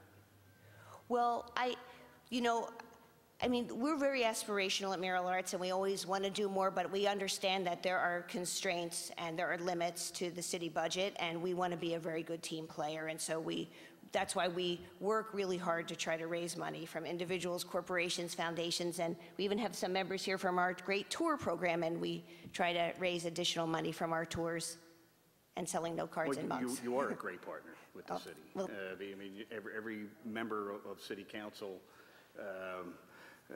counsels you for revitalizing, you know, our neighborhoods, our rec centers, our commercial quarters. And we love it, and we love that there's a waiting list for people who want murals. We're in a city where people demand art, and that is fantastic, but we also understand the constraints. So how much would a commercial quarter program cost? And how would you identify the quarters to do the work in the first year? Well, okay, well, what we would, you mean hypothetically, if we were... No, not hypothetically. How much will hypothetically, maybe on the second part, on identifying do a robust- quarters to do work, but how much would a commercial quarter program cost? I would say between $125,000 and $150,000 for the space, for the artists, for the work, be fantastic. And how we would identify the corridors, we would look at the city and see where corridors could tip either way, right? Sort of where there's maybe it's like sleepy, but where it could use a B12 shot, and we would just go in and just revitalize it. That's what we do. That would be our dream. We just need you to be on the corridor, and you're the shot that we all need. And for the record, I'm going to be sending a letter to the mayor asking that he fund the commercial quarter program, and I certainly invite any members, anybody else that wishes to sign on to it, asking him to do so. So I appreciate all that you do. I appreciate everybody that's a part of the mural arts, and I think the communities are thankful, all right, that you had the vigor and enthusiasm that you do in presenting art in something that they can relate to. So well, thank you very much. It means a lot. We love this city and want to do just everything we can. And that's why we feel it's so important to leverage our resources too and just match all the time and be creative.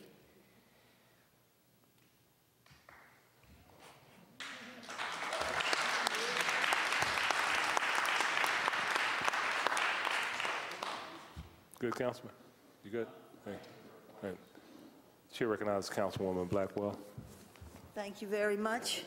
We love our mural arts program. We'd like to see them with an additional funding, maybe $500,000, because I brought my next wall with me. And also... You're a mural fan. Yay. This is one of the walls that they talked about for Sergeant Wilson, the police officer who was killed. And this is one of the walls they considered. And we're also happy, and as you know, we have advanced designs for Johnny Sample and his 3 phases of life on one of our rec centers. That's right. And we are so happy about across from Love Park on the walls. Mural Arts has supervised that job of having art there. And also next to the zoo, I'm waiting for my walls next to the zoo to be done again, folks. And so we are just overjoyed at what you've done. How many murals do we It's have? really close to 4,000 we've created since 1984. And every year we lose some, but then we create new ones, and then we preserve older ones. So we're really just on a mission, because it's a collection, and we want to care for it, just as if, the Philadelphia Museum of Art cares for their collection, and we feel Philly should care for their collection, because we're known everywhere as the city of murals. It's very exciting. As well we should. So we want to thank you, saying we support an increase because we need to keep it going. Some institutions can, and then in some neighborhoods people can't. So, and Councilwoman Blackwell, you should know that request did come in to do a tribute to the police officer who was killed in the line of duty, and we certainly want to be responsive. And at Mural Arts, we're thinking about, in fact, we had a conversation this morning about creative ways we could get that done. We feel it's very important, and we will try to do it. We give you my word. Thank you, thank you, thank you, Mr. President.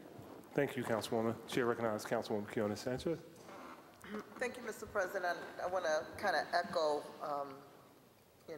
and really thank the entire staff for the way they collaborate with us, and want to highlight looking forward to our new work at the rec centers. I think that offers a lot of opportunity for us to incorporate more art and more children and everything into it.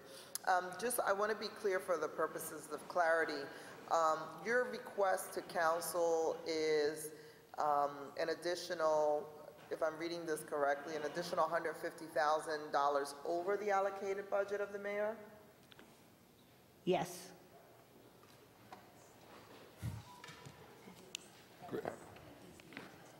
Ms. Reinhardt, would you it's like 150. to be on the record? Budget has been That's it. Very interesting. We would like to hear that conversation. Oh, sure. Rebecca Reinhardt, Budget Director. I believe, and Jane should speak for Mural Arts, but that what Mural Arts is saying in their testimony is asking for the increase that's in the mayor's proposed budget. Okay. Just wanted to Is get that correct? Yes. Okay, just That wanted was to get very clarity. well said. You mentioned, Jane, that some of your challenges are what we kind of see in the market, the fluctuation of federal and state. When you're preparing your budget with the administration, do you have a sense, we have a 5-year plan, is there kind of predictable increases that are allocated there, or you just deal 1 year to 1 year? In our 5-year budget, we have so in the proposed budget, we added the 150? Yeah, it's 100. Well, right, it's 180,000 in class 200. So that funding is right now expected to remain constant in the mayor's 5-year plan. So there's no predictable increases going forward? Just one for clarity. Okay. No, not from the Okay. city. One of the things that that has been praised is some of the work that you're doing with our returning citizens. Do you receive any money from the prisons? I know they're bringing in a lot of their work. Is there any money coming from any departments that we should be aware of outside of the general fund operating? Yes, we have a contract with the Philadelphia prisons. Is our COO here, Joan Riley? Did she left? She just walked out. So it's a contract of about, Councilwoman Sanchez, I can get back to you with that number. It's about $155,000. And that's a constant number? Or? Well, we apply for it every year. We go before the prison board, yes. So it's every year. And every year, I mean, I think that's the precarious nature. There are some money that we commit out of our city budget to the Guild program because it's just a fantastic program. But the truth is it was started with a federal stimulus grant that's gone. And while everybody wants a safer world, it's really hard to find foundations committed to public safety issues. And so that's why we've been looking at individuals, thinking about corporations, trying to turn over every stone we can because we are seeing such success and we just feel like we have to keep doing this. And we love what we're doing in your district with the rejuvenating rec centers, benches, how we're using ceramic and mosaic is just very inspiring. Yep. Okay, so what would be good for us to understand is, because you did get some money from DHS to do some work, and also a beneficiary in my district, the money that you get from prisons and some of the work you did in the commercial area, it'd be great to see what you leveraged off of that. Sure, because absolutely. I think as we talk about what other ways we could be helpful, being able to see that in a snapshot helps us paint a better picture about what we're doing in our district. And that way, when I'm dealing, for instance, we're getting ready to do a commercial piece on with commerce. It's sort of like looking at ways to incorporate it in there. So if you could give us a snapshot, that would be helpful. Absolutely, yeah, because we're raising up 6 times the amount of money that we're getting from the city, but I can break it down for you and get it over to you, absolutely. That'll become helpful. Thank you. That's all, Mr. President. You're welcome. Thank you, Councilwoman. Thank you very much for the great work you've done. By the way, the couple of the murals, the ones you did up in Strawberry Mansion with Billy Thompson and the faith-based group has really stimulated the level of involvement in the community. It's awesome, doing some really good things up there. We'll be up there Saturday cleaning up. Everybody's engaged. Children's program, I want to appreciate that. And the mural that you did at 30th and Jefferson with the children, it's actually in our newsletter. I'm sure you got one because you live in my district. Want to say that we're actually probably in the next 2 weeks starting the refurbishment of the entire site, new sod for the grass. We're doing the basketball courts and the play equipment and the field and everything. So I want to, that's a great addition. That's wonderful. We have a lot of requests coming in from Brewery Town, so we're really eager to get back there, and Strawberry Mansion. Thank you. Thank you. Jane, thank you so much. Thank you very much. Thank you.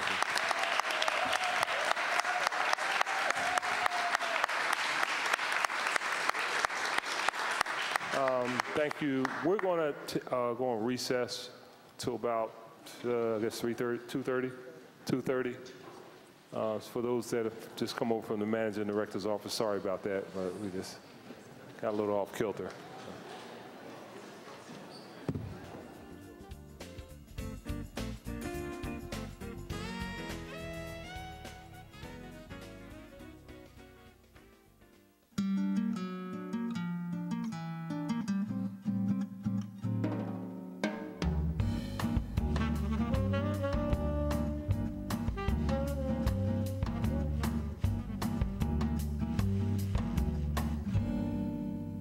and I would never say goodbye to her.